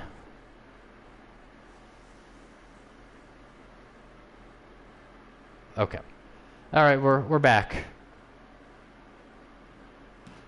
Maybe. Can we quit to main menu? Yeah, exit game. Here you go.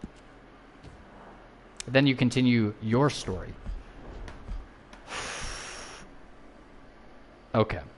Yeah, Rockstar message, story, or social club. And story or online. Let's go online and see if we have DLC.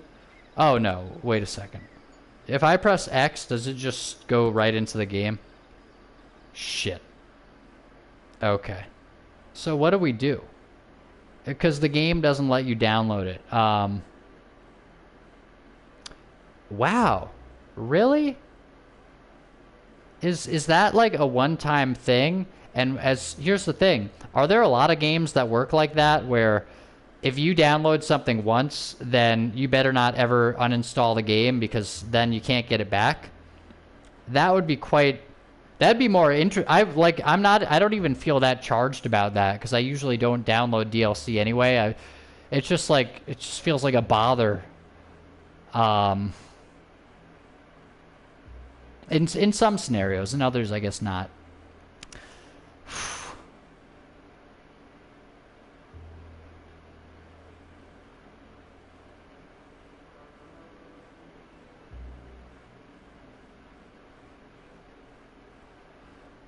Oh boy. Quite the night. Wait a second. Yeah, what am I fucking waiting around here for? We're waiting around to not download it. And look, he's waiting around too. He knows what he's doing. Okay, so there's no way to do it. Settings, perhaps. General. You always go to general hoping to find what you need. No. If the horse doesn't load, close the game and retry again. Okay.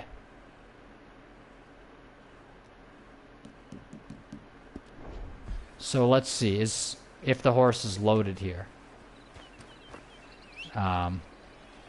Probably not. If this isn't the horse. Now here's the thing. Are you convinced that this isn't the horse? Because I think this might be the horse. Because here's the thing. I remember naming that horse Boadicea, and I didn't name, and I think the only horse I named, the only horse that we were naming was that new horse. I could be wrong. That may be the name of the original horse. Obviously, I can't tell horse from horse, but the name does ring a bell. However, clearly, I guess the horse could look different, depending on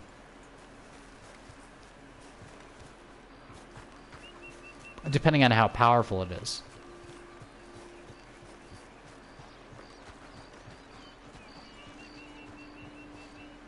Let's go, boy. Okay, load, close the game, and retry again. Okay. But, okay, so I will, but what's the plan for that, like, in terms of... I feel like the answer's in the PlayStation Store. Let me look. I feel like the answer's in the PlayStation Store. That's a great tagline. For the PlayStation Store. For the PlayStation Store. Redeem codes. Hey, wait a second. Can I just redeem that code unlimited times? Oh, library. Purchased. Tell me I have... Where's RDR? It's not showing up here. Okay. Oh, you know why? It's not showing up because I have it downloaded. Yup. Okay. Sign into PlayStation Network. Wait a second. Okay, you know what? I'll tell you what. I do know what we're going to do to get this horse here. And that is, if I can't sign into PlayStation Network, I'm going to go straight through the game, and maybe we do have to close out of the game to do it. Oh, okay, and then PlayStation Store. Okay, your add-ons. Yup, one item. And what is that one item? I believe that one item is the horse.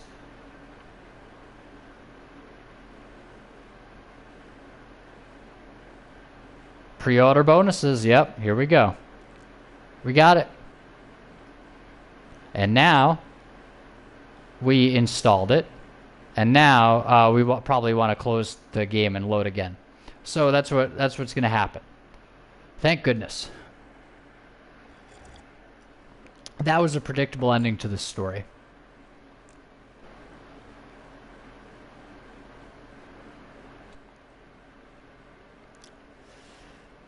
Celebrating truth, beauty. No.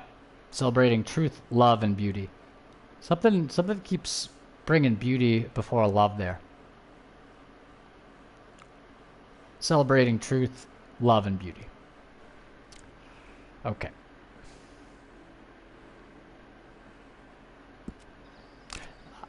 It's like you wait for that screen to go away, and it's like, no, it's you have to press X.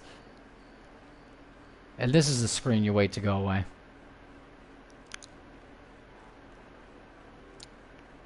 What time is it? Okay, it's 9:35.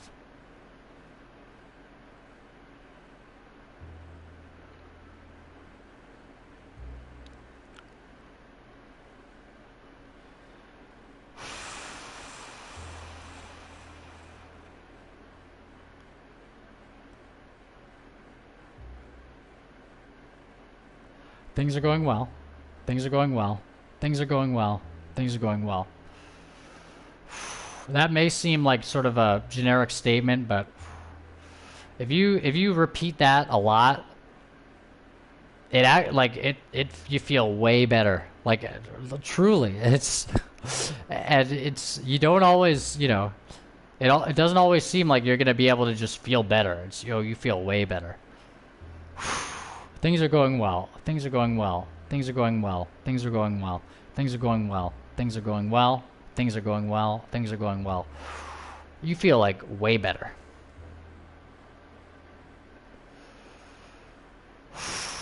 And it doesn't sort of, it's not like it's sort of applying the going well to like, I think this is a good thing. It actually feels like it's more, it's just kind of introducing a wavelength of what actually going well would be, whatever that would mean.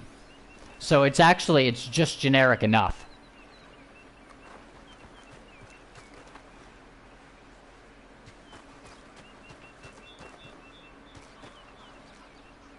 Now, let's look at our fucking horse.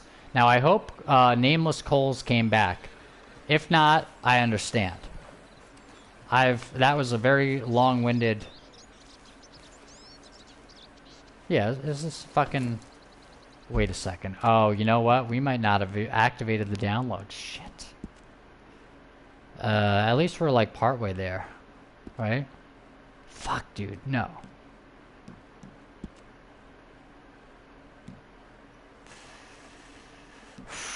Okay, hold on. Okay. So it may seem so complicated, especially after listening to me spiritually. It may seem so complicated, but all it has to be is just let go. Let go.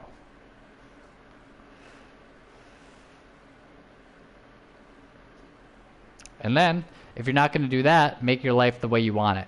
There's concentration, and there's the letting go.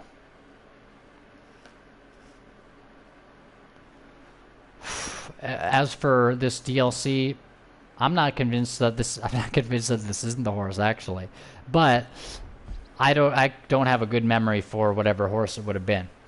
Okay, boy. And I do remember naming, I think it would have been the horse that we're talking about, the horse in question. Pretty sure I remember naming it that. Now, maybe the situation is that it is the name, but the horse model was actually switched.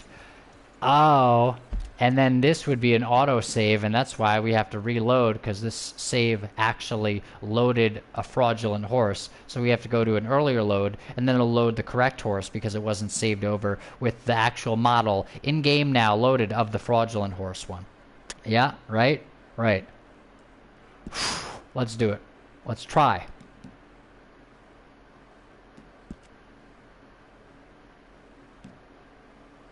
Yep. Absolutely. And that's exactly what Coles was saying.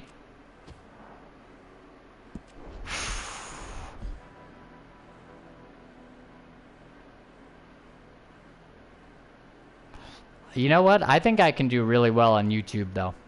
I think, like, I think, like, I could put streaming highlights on there, but then, like, if I really wanted to just make, like, regular, like, review-type videos, which I have done with, Kingdom Come Deliverance and Occultism. Or no, Occultism in Kingdom Come Deliverance Part 1. Or no, Occultism and something else. It's in one of my YouTube channels, but that's a video I've done. I think it might be in Matt's News or something. No, it's Fireside Chats with Matt's, I think.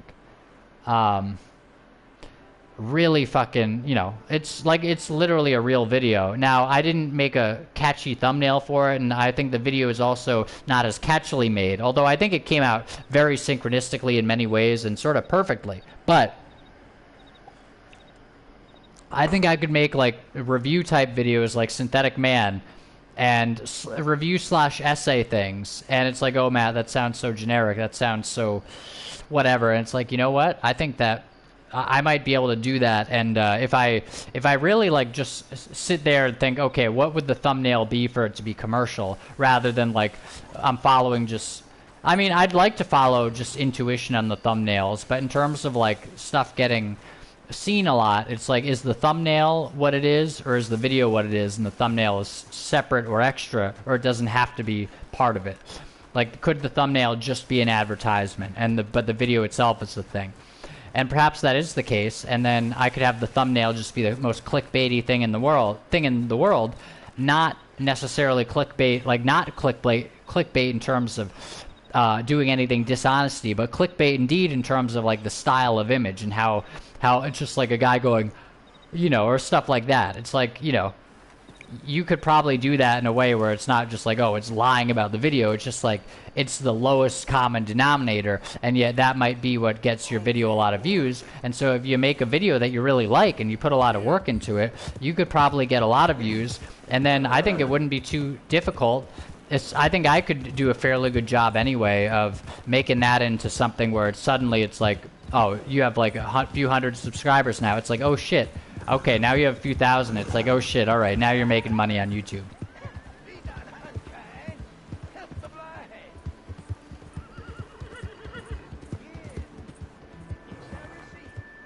Who's that? Is that the Reverend? Check the stables. Yeah, check the stables. Okay. Is this supposed to be the Bodicia that it is? Yeah. Oh my god, wait a second. This is it. This is Bodicia. I can't fucking believe it. And this is the right model. This is the right model. Yep. Nameless Coles was right. If Coles doesn't come back, he was right.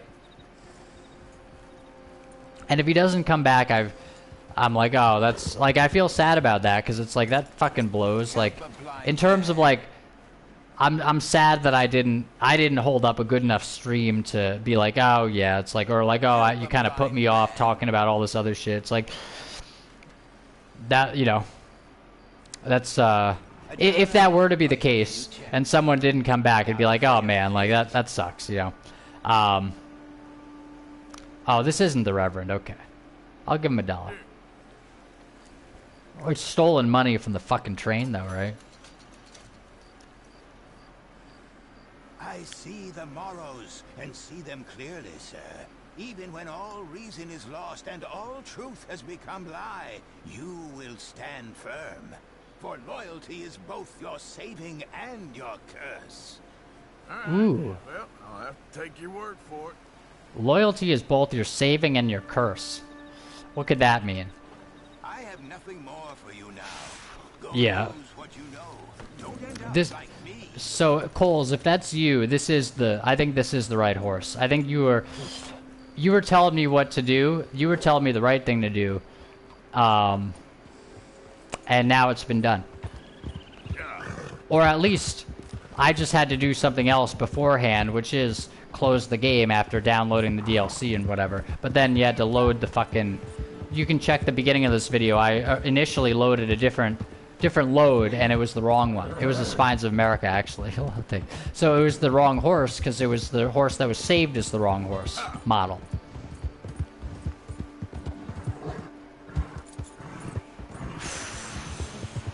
Great. Okay. And now, finally, we get to do the mission that I wanted to do. And that mission is Reverend Swanson's mission.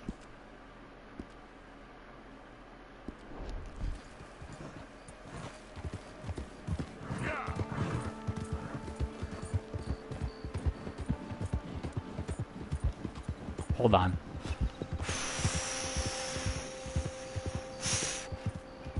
I think okay.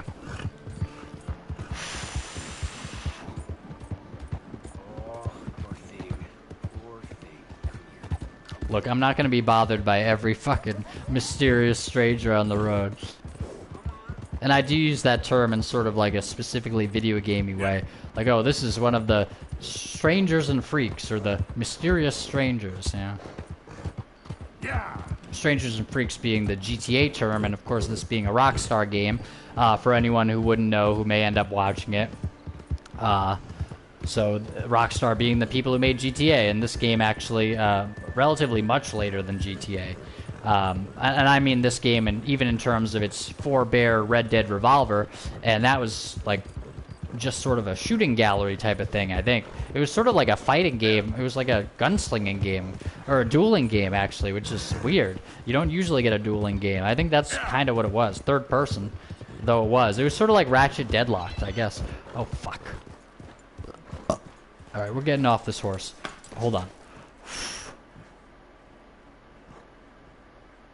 Okay, just had to let go for a second. Alright. Save missions for one... Save missions for later. Yep, you're... Save... Oh, save missions for later. Okay, but actually that's a good idea. I'm going to save this... Save right now for now. Hold on. Let's get back on the grind at Valentine's stable. Your other horse or stable it. Okay. So, but this is the DLC horse, right? If it's not, then fine, but...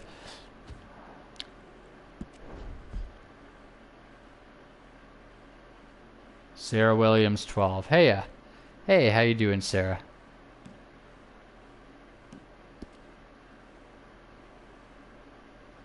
How you doing? Pretty good. How are you? Alright, so, oh, we saved the game, so now we're in the game. Okay. I'm doing good, thanks for asking. Indeed. Okay. How's your stream going? Alright, well... Good, I suppose. I'd describe it as well.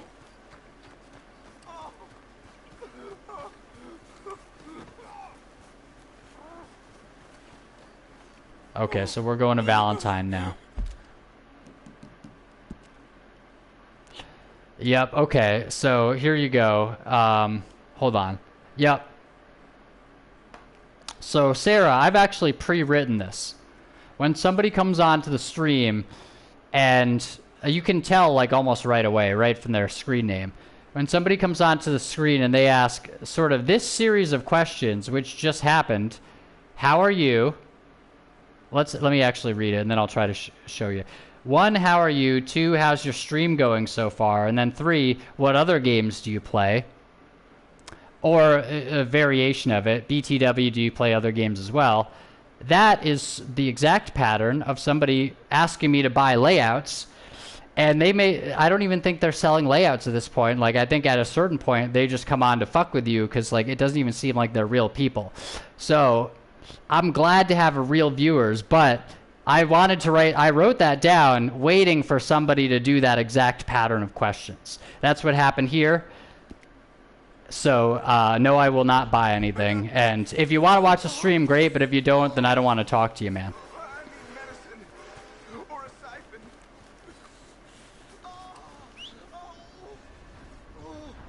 Okay, we're going to Valentine.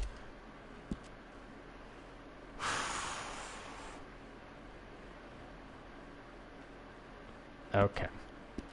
That was good, though. That was good. I'm glad that happened. Like, I was hoping... I mean, you don't hope that people kind of bother you, but I was hoping that that would happen, because it's happened so many times. And so I wrote this down today thinking, I'm going to literally write it down so that I can point to something, and so that people can have some sense... See 1, 2, 3 there? So that people can have some sense that, like, I'm not just... You know, it's like, it's usually like, oh, I'm not trying to sell you anything. It's like, no, I literally wrote down the questions that you were going to ask before you came on and asked them. So, beyond the point that none of those were relating to what was going on in the stream, which is an indication in itself that somebody's not actually watching. They're giving you a series of questions leading into some sales pitch, or just trying to bother you. So.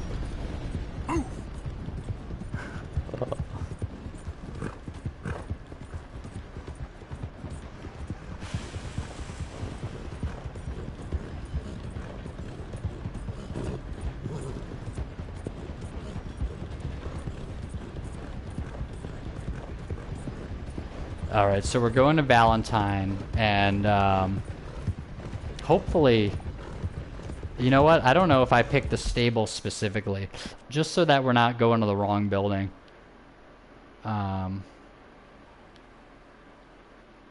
Let's find it. It's like right around here, right? Doctor, oh, you know what, maybe not right here. Hotel, general store. Okay, no, it's down there. Somewhere, but not here. No, yeah, I was thinking down there as in down here. Oh, well, not quite this far, actually. I was thinking of over here. Okay. Is this a stable? Post office. Where's the stable? Oh, here it is. Yeah, that is where the stable is. Okay, I remember. It's funny, though, like...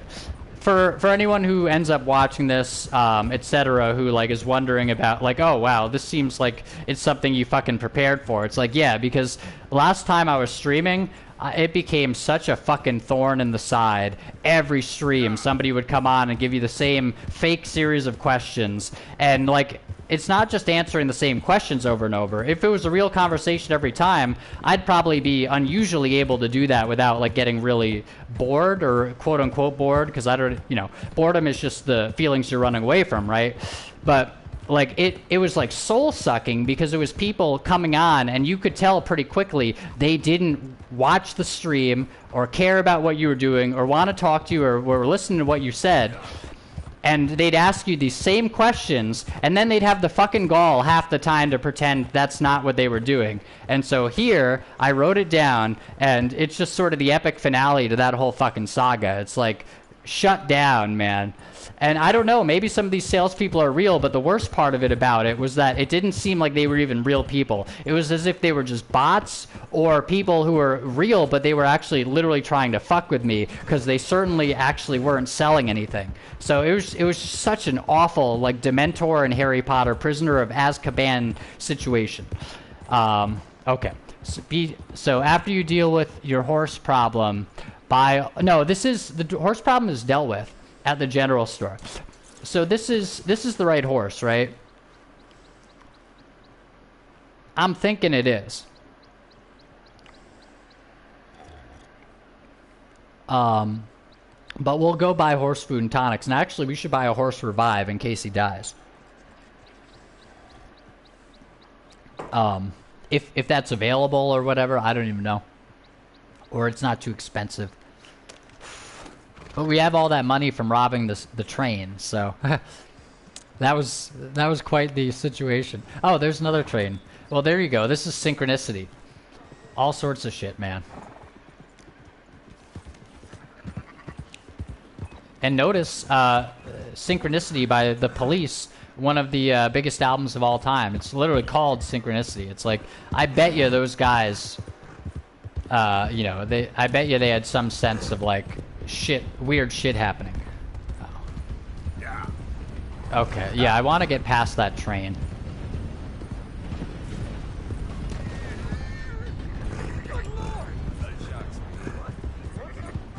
Uh-oh.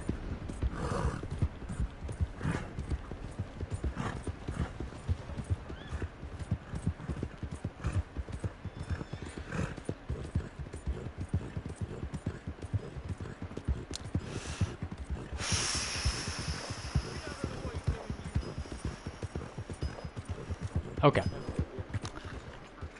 So, Coles, this is the horse, right? That we receive the true gifts of life that are eternal. God, I love this game. This is... So give generously, for that is what this country needs, to help each other. All of a sudden, this game felt like the coolest, immersive, just like Mind Palace game to play.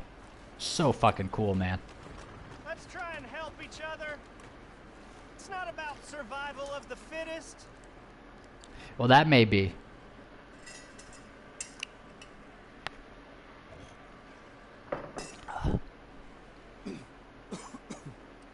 I hope you don't harbor a grudge against me. Why would I hope do you're not that? here to cause more trouble. Did I hurt that guy or something? Hello, sir. Well, you're just full of charity, ain't you? Well, I'm just trying to help where I can, sir. Or interfere. You would have killed that man.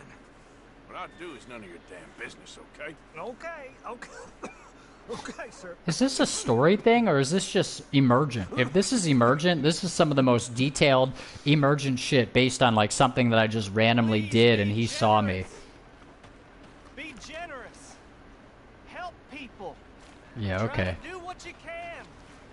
Now let's go.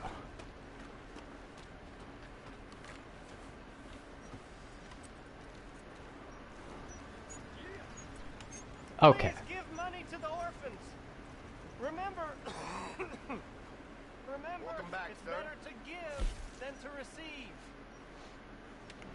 You could go so far with that, though, that you make it an attachment where it's like, I feel bad every time someone gives to me, and nobody gets to. And your philosophy could basically become inverted, and so you expect everybody to be totally selfless, which is basically telling everybody it's not about you. And then who's it about? It's about nobody then.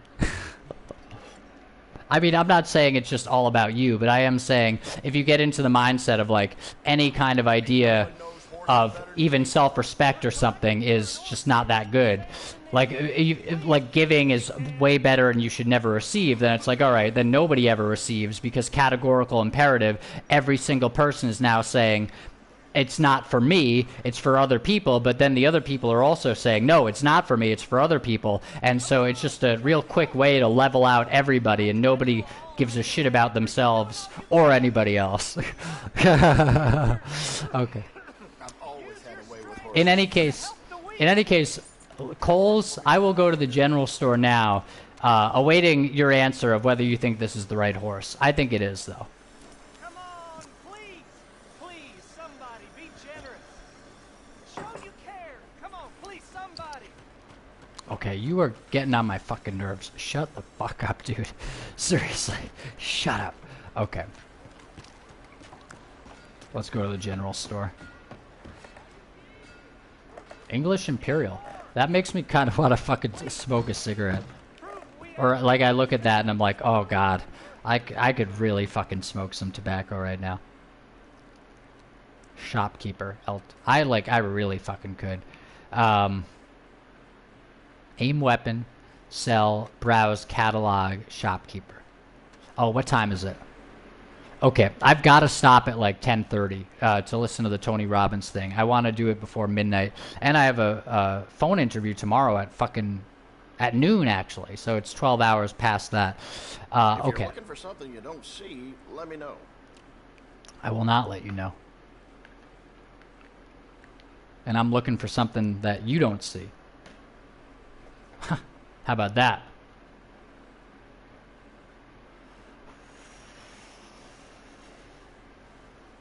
Okay. Found it. Actually, well, literally I was, because he probably doesn't see you in the room.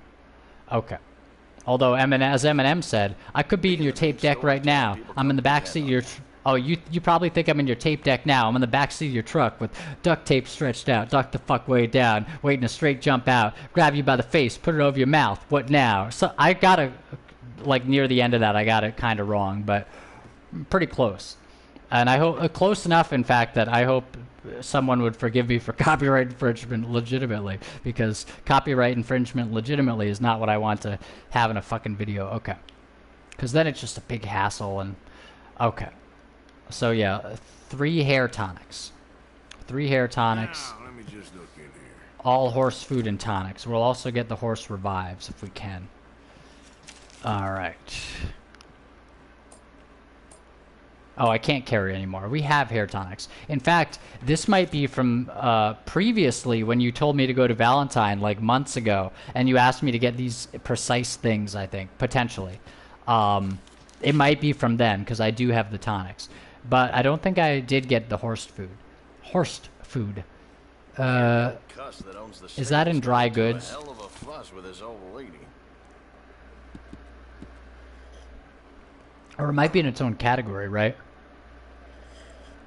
Gonna be on the road a while, that'll suit you. Hold on, I've got to let go a little bit. But yeah, no, in about a half an hour, I've got to actually leave. Oh shit, wait a second.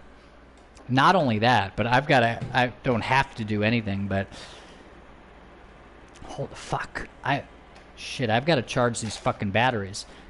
Hold on. And the fucking, you know what? And I've got to log into this computer so that the PlayStation controller is Valentine as long as I can charging. Remember.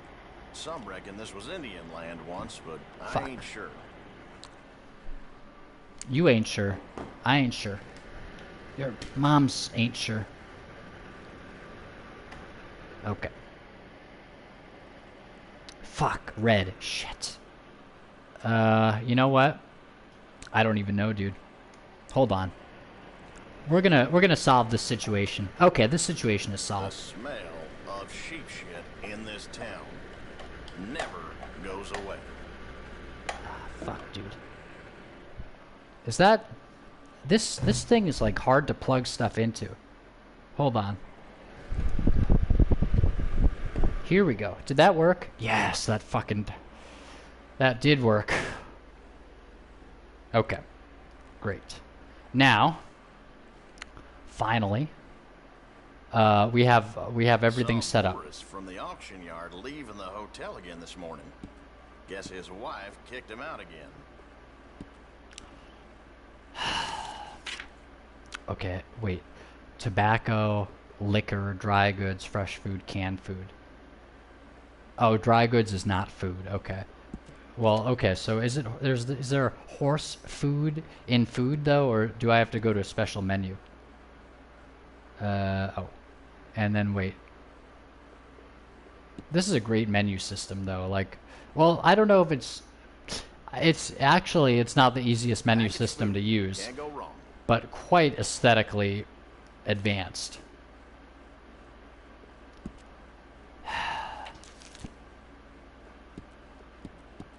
I don't know what fucking horse food is. Okay, Coles, I gotta say, I appreciate the guidance, but today... Oh, horse care. Well, there it would be. I appreciate the guidance, but today actually seems somewhat similar to what happened last time, and it's right at this exact moment of buying shit in this store, which is hilarious. Once we get past... This is the hump. Literally, this... Last time this was the hump. This time this is the hump. This is the hump. And this time I think we either get past it, or say I stop streaming again, and then I start streaming in another 4 months, and then you come back on the stream, and we play RDR, and then after figuring out the thing about the fucking horse, we come to this fucking general store, and then, again, it's, is this the horse or not? And wait a second, what are we going to do now? So, I'm not saying that is going to happen, but I am saying quite fucking poetic that that's what happened last time. And whereas I threw a wrench in this situation and made it different by writing it down, in this situation I did not prepare for the same type of thing to happen. But what we're going to do is just go forward to get some horse food, leave the store, and see if things change. But it's funny, like I'm pointing that out because that's fucking powerful. Literally the same part, the same like hill that we've come to. Very interesting. It's literally like a recurring scene. Again, just like the people coming on and asking you how's your stream going, etc. with the same fucking shit. Like it's like a repeating loop. Now, do we made it out of this loop? Maybe nobody ever comes on asking that again. I don't like just somehow spiritually. Like I don't, because I think that probably wouldn't keep them away. I wouldn't expect that it would keep them away. Maybe this was the last time I talked to one of those people, and maybe also this is the last time that we get stopped in the Red Dead playthroughs in this part. Okay, so horse survivor, not stimulant, horse medicine. I want to get to the horse food. Oh, pages, okay. What? No. I want the horse food. Are you fucking kidding me, dude? Horse care. Do not be cruel to your horse. Yeah, so... I get horse... all kinds of coots come in here. That's something. Horse care would not be horse food, right? That sucks, dude. Very annoying. It's funny too, because it's like I don't particularly... I imagine there's a good reason for the horse food, but I don't feel particularly invested myself in getting it, except in terms of like, you know, I'm following along with the guidance here. Here's the thing though. I'm stuck at a place where I don't know how to get the horse food that I don't actually really care about, and I'm waiting for the guidance that's not coming in. And this is like my life. This is hilarious. It's like I feel like something needs to happen, or at least this might be like a lot of people's lives, and hopefully it won't be like my life, or maybe it's not even that descriptive of mine, but like maybe it is. Maybe I feel like something needs to happen. Like, I feel like I'm getting some guidance to, like, do something. Like, you know, basically, like, you know, whether it be, like, write a blog post or it's like, oh, you know, that's the job to apply for. It's like, and then you do it, and then you wait. And it's like, you feel, and it's not something that you particularly cared about either. So it's like, well, I did it. I didn't feel strongly about it. I was following the guidance. Now what do I do? And then the guidance sort of, like, stops, and you're like, all right, well, I guess I'll follow the guidance on something else. And it's like, you're just sort of sitting there waiting for Godot in terms of you're sitting there waiting for Godot in terms of you're sitting there waiting for someone or some guidance where it's like, I, like, very metaphorically, I get all kinds of coots come in here. I am not interested personally in this, and yet it feels like this is what I have to be doing, and yet I'm not quite sure where the next instruction is coming from, because the sense that this is what I have to be doing has not been followed up with the sense of this is the next thing I have to be doing. And I didn't care to do it in the first place. And it's not like, oh, I didn't care to be good or something, but just some specific, like, oh, apply for this job, like, go for this thing. It's like, I didn't care to do it in the first place. I was just following the guidance.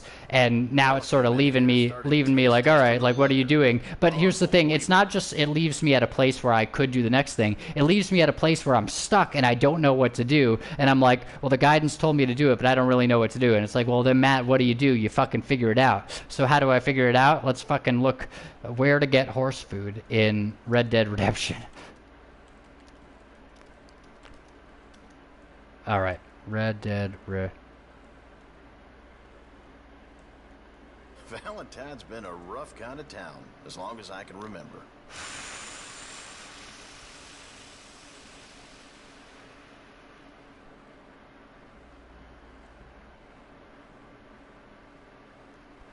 Oh, okay. Okay, wait a second. Provisions. And then canned food. And then what?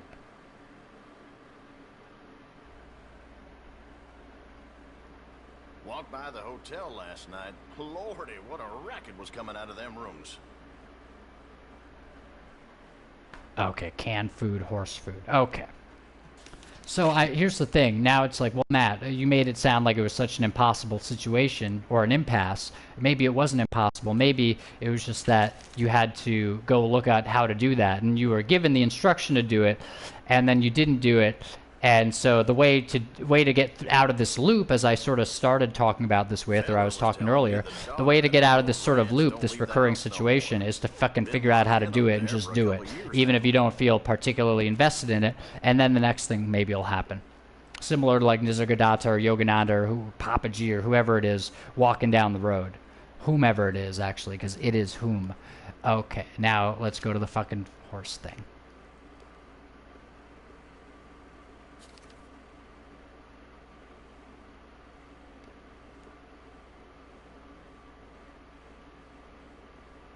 Used to hike up Citadel Rock all the time when I was younger. Just don't have the energy no more. What? Shit, maybe not, man. Medicinal supplies are #1 when traveling.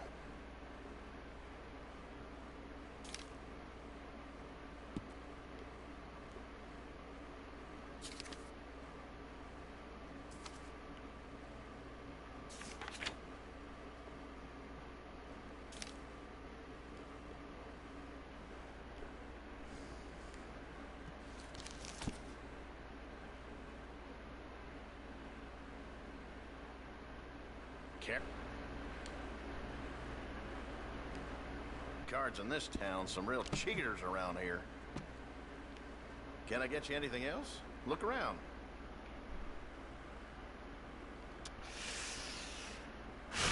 No, I think that'll be it. That'll be it, motherfucker. It's funny, actually, because maybe the real lesson here is like, I don't know, either do it or get invested in it. But the funny thing is, I was sitting there looking, and I didn't quite clearly see it in the YouTube video, but it felt like it looked like those were the pages. But I was fucking sitting there looking, and it was like, I still don't know. Finally, I'm home. Oh, okay. Okay. Use the catalog. Okay. So we have the hair tonics, but I'm not sure about the, I don't know where, yeah, Do you know where in the catalog the food is?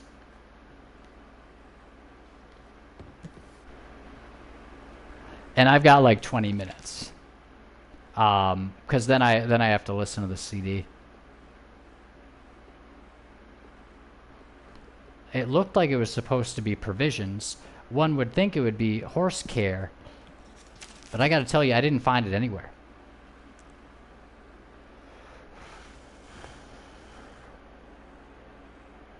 Hold on. I gotta let go a little bit. That's... Ooh, boy. Feller was telling me the daughter. Things are going well. Things are going well. Things are going well. Things are going well. Been up there for a couple years now. Positive affirmations. A little bit of that. Okay. Here we go. Yeah, I don't know.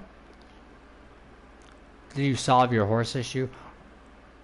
Well, that's what I was actually... If you had left the stream, I was asking... I think we've been on the horse now for basically... Actually, literally the entire time since you come back to the second stream. I think we've had the right horse. So, is this the right horse? That one. I think he is. He's not the brown one. Yeah, that's the right horse. Okay. Now, I did get the hair tonics, and I don't know where the horse food is in the general store. And I'm actually kind of interested now, just because I have no fucking idea. Like, where do they hide that horse food in the menu? You're forgetting one horse. Oh, do we want to do stuff with another horse?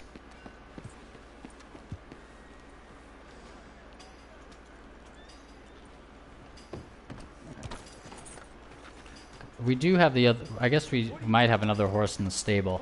Yeah, you have two horses. Which horse do you think we should ride? Look on the mini-map. Well, here's the stable.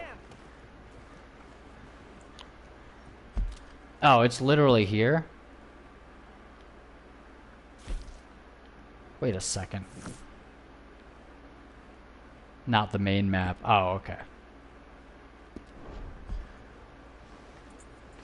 Yeah, I'm not sure which icons are which. Actually, they're kind of small. Maybe these are both my horse. But this one doesn't pop up with anything. Maybe it's this horse.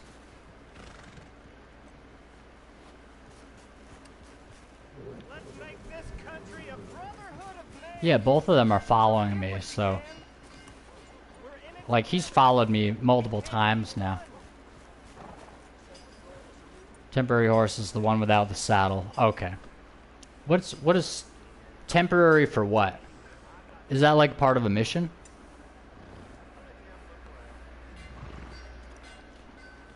Hold L2. Okay. Oh, you know what? Or is this the original horse we had? And saddle the horse.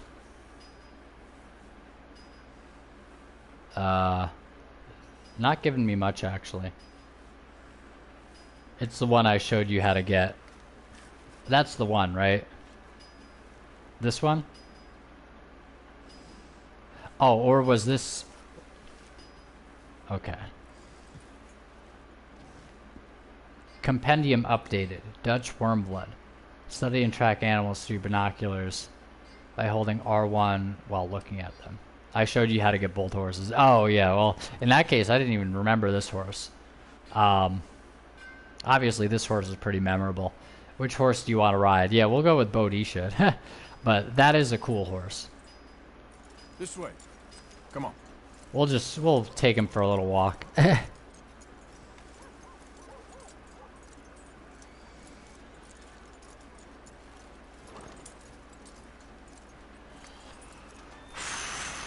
Go to the stables with the other horses stable at... Oh, okay. We're collecting for an orphanage in Saint Denis. Please give if you can. Okay. Now, do I literally just go inside? Okay.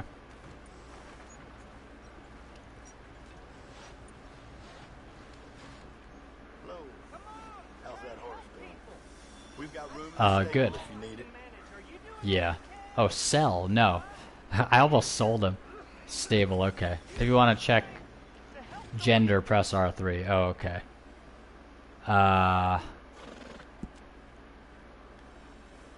Gender female, okay. So that we can breed with Boadicea, right? Or is Boadicea, I mean, it's a female sounding name, but is Boadicea actually a female? I don't even know. Let's go check Boadicea just to be sure.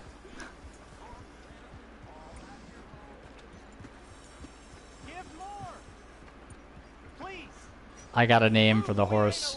Was planning on changing it. Oh, okay. Well, yeah. Was that the same name you were thinking of before? I got space for you if you need stabling.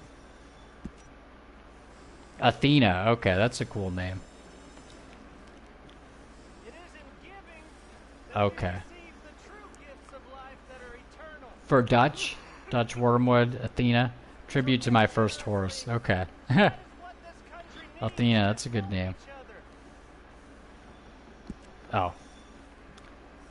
For your pre-order Bronus horse. I don't know, I like Boadicea for the pre-order, man. But Dutch Wormwood can definitely be Athena, especially because I don't even know where, like, basically, you sent Dutch Wormwood from your mind into my game, because I don't even fucking remember. This is like, it's up to you for the pre-order. It's up to you, though, for the pre-order. Yeah. You know, let's... Oh, wait a second. How do I... Is that R3? Oh, okay. If you want to keep the name or no.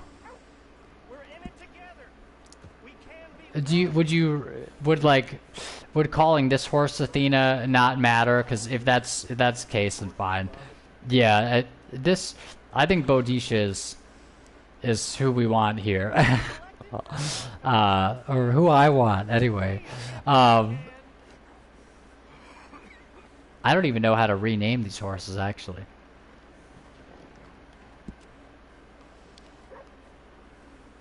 Saddle her up and need to add some things to her. Oh, okay.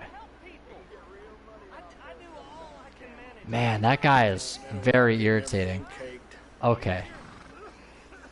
That guy out there saying, I'm trying to help people. It's like, who are you talking to, dude? It's Boadicea, if anything.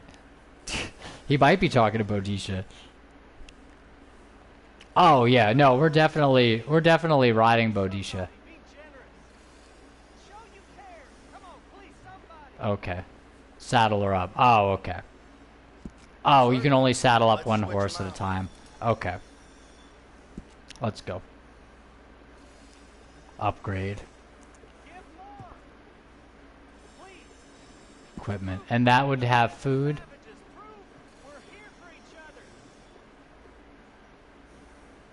Buy the hooded stirrups. I think, didn't we have the hooded stirrups? With these additions. Oh, no. Okay, cool. Oh, those are nice. Hold on.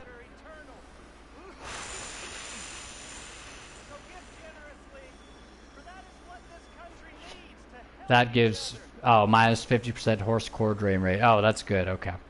Yeah, we'll wear that. Go to appearance and give her a white long mane. Yeah, that's a cool idea. Just love a lump of sugar. Just my 2 cents. Nothing better than a well-groomed horse. Oh.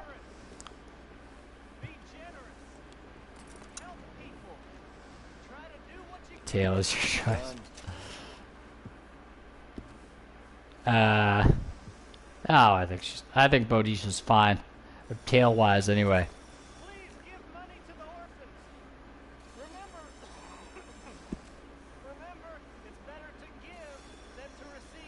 Horse care package. Does that have food? Buy upgraded saddlebag. Okay. Oh, okay. It's better to equip yourself and not need it than the other way around. To keep more outfits, hats, and whatnot. That's a good idea, because I just remembered the outfits that you were guiding me towards, and those outfits, Those are pretty fucking good outfits, I gotta say. Okay. Go to horse provisions to buy all the horse food and tonics. Okay, horse provisions. Wait a second. Got some real sharp stones on the roads in the town.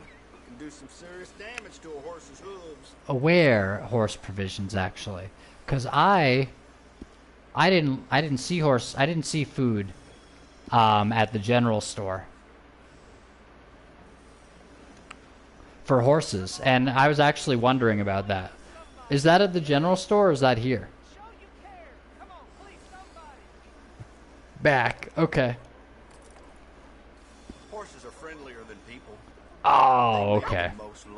This game is like a maze. It's like Spinal Tap. Did I just see you? Okay. And buy like literally all that you can carry of all of it. Hold on. Let me check what time it is. Okay, I've got like 9 minutes before I gotta go. So that'll be like 55, 56. That's the signal to me. Okay, buy everything. Okay.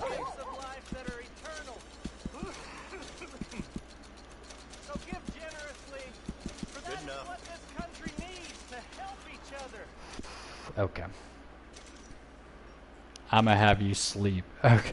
Yeah, well, there we go. Okay.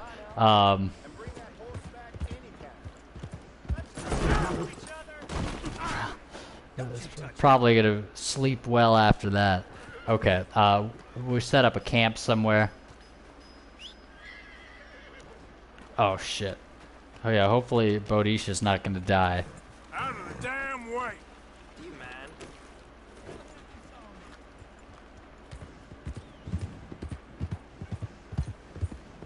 Oh.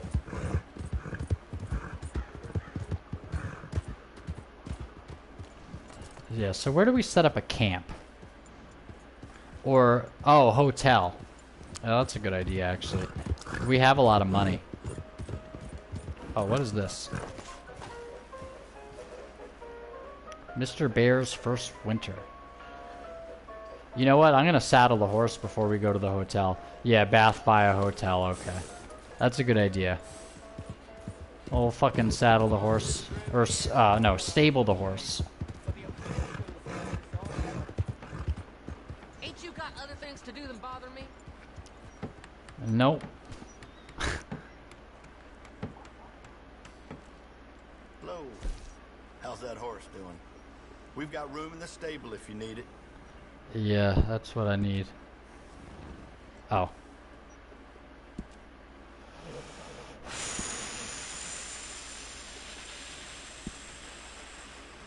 Wait a second. Oh, remove horse? Oh, rename. No, not...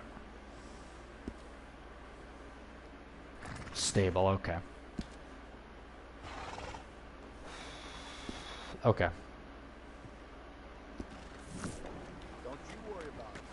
I'll look after them real nice. And now we go to the hotel. And from my memory, literally from my memory of when we went to the hotel in a previous stream, this is it, right? Realistic experience, LOL. It is a realistic experience. Because I don't want to leave the horse outside. What's he going to do? Oh, shit. Here we go.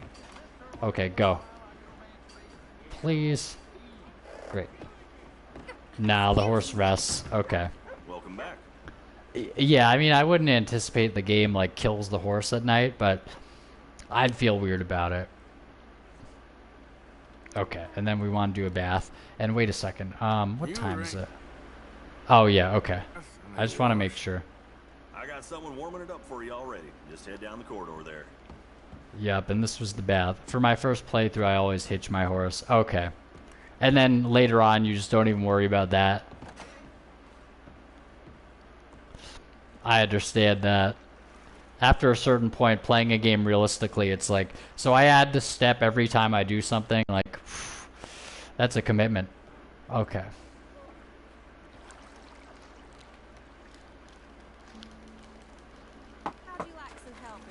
My horse just rests, if anything. Accept deluxe bath. Nah, we're declining that. Yep. We're not looking for that shit. Not today. Certainly.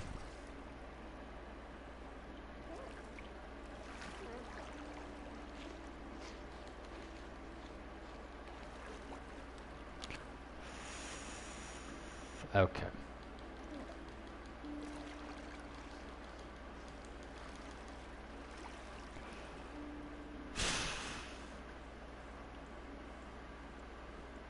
Oh.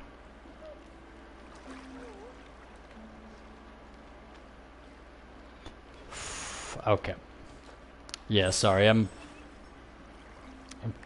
contending with I don't know, possible like negative vibes in the atmosphere locally actually. So okay. Your room is upstairs, BTW. It is upstairs. And yes, it's upstairs. Okay. Oh, okay, yep. Yeah, the hotel room too. Okay.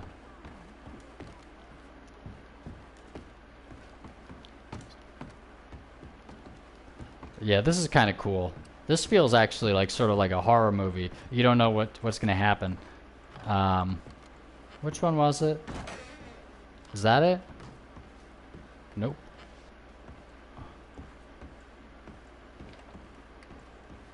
Gotta rent it. Oh. Well, that'll do. I hear the things the out-of-towners been saying about my hotel.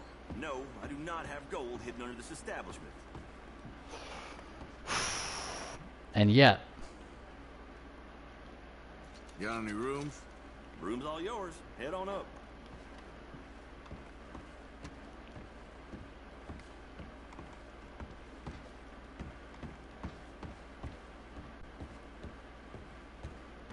Okay, now which one? Oh, it's down there. Okay. Wait a second. Why is she going in my room? Oh, open your satchel and take one hair tonic via kit. Okay.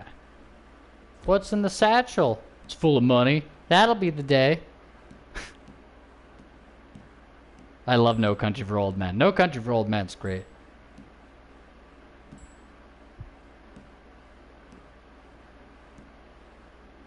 Hold right.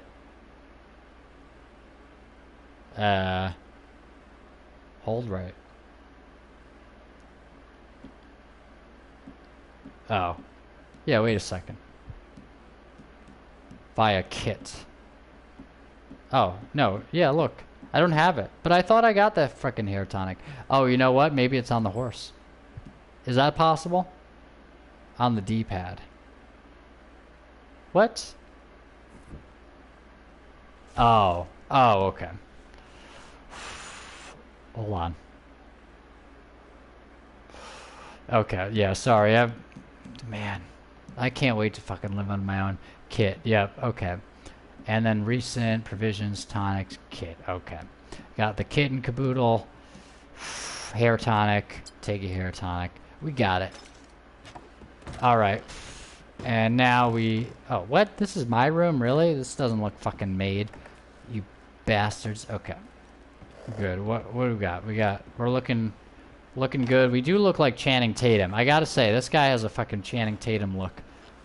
And I like tater tots. So, what are you gonna do? Okay. I need to make a new outfit for you. Okay, yeah. Well, that'll be a good idea. We don't have enough time tonight for that. But I look forward to seeing that because that'll be cool. In fact, yeah, I don't know when. Would you like sleep till morning first? Okay. I could probably play tomorrow at like 7, at least for like an hour or so, if you want, if you're around. Let's see. Need to play more RDR, not gonna lie. Yeah, oh, me or you? I definitely haven't played much of it. Okay. Yeah, I've definitely been an RDR noob. Not even a noob though. A noob implies that you're playing it. Yeah. If I was a noob, at least I'd be sort of committed to it. But yeah, no, it's a beautiful game, man.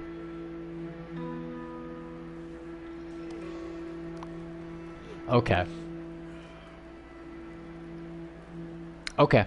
Yeah, so oh, let's save and then that's gonna be it because I gotta get listening to the second Subliminals tape. And now we're saving with the correct horse. Hopefully it loads next time. I'm not gonna delete it between now and next time. But let's just say I'll be back tomorrow to play more of it at 7. At least 7 to 8, maybe longer. So unless there's a time that works better for you. Because I'm down. Okay, that sounds good. Yeah, 7 p.m. Eastern. But yeah, I appreciate your coming to the stream. This was fun. And I gotta say, either one works. Okay. Yeah, 7 p.m. Eastern. And unless like something would work better. And I gotta say, I'm glad somebody came to try to give me the sales pitch. Because when you write something down and then you show somebody that you've already written down what they just did to you before they did it, that's a fucking moment. That's worth keeping. We just need more money. Yeah, we do need more. What, in this game? They might need more money too. That's why they're asking people to buy customized logos. But I don't even think they have logos to sell. I don't know what they're doing. Anyway. Okay, well, so anyway, thank you. And yeah, LOL. Funny situation. And yeah, tune in tomorrow for round 2 of RDR2. And we're going to be, I imagine we're going to be looking pretty good. Okay. And thanks again for hopping on the stream. And see you later. Raid someone, if anything. Raid someone, if anything. Yeah, that's a good idea. If we can do it within an hour. Well, actually, I'll probably have more than an hour tomorrow, but that sounds like a good idea. Okay. Okay, have a good night.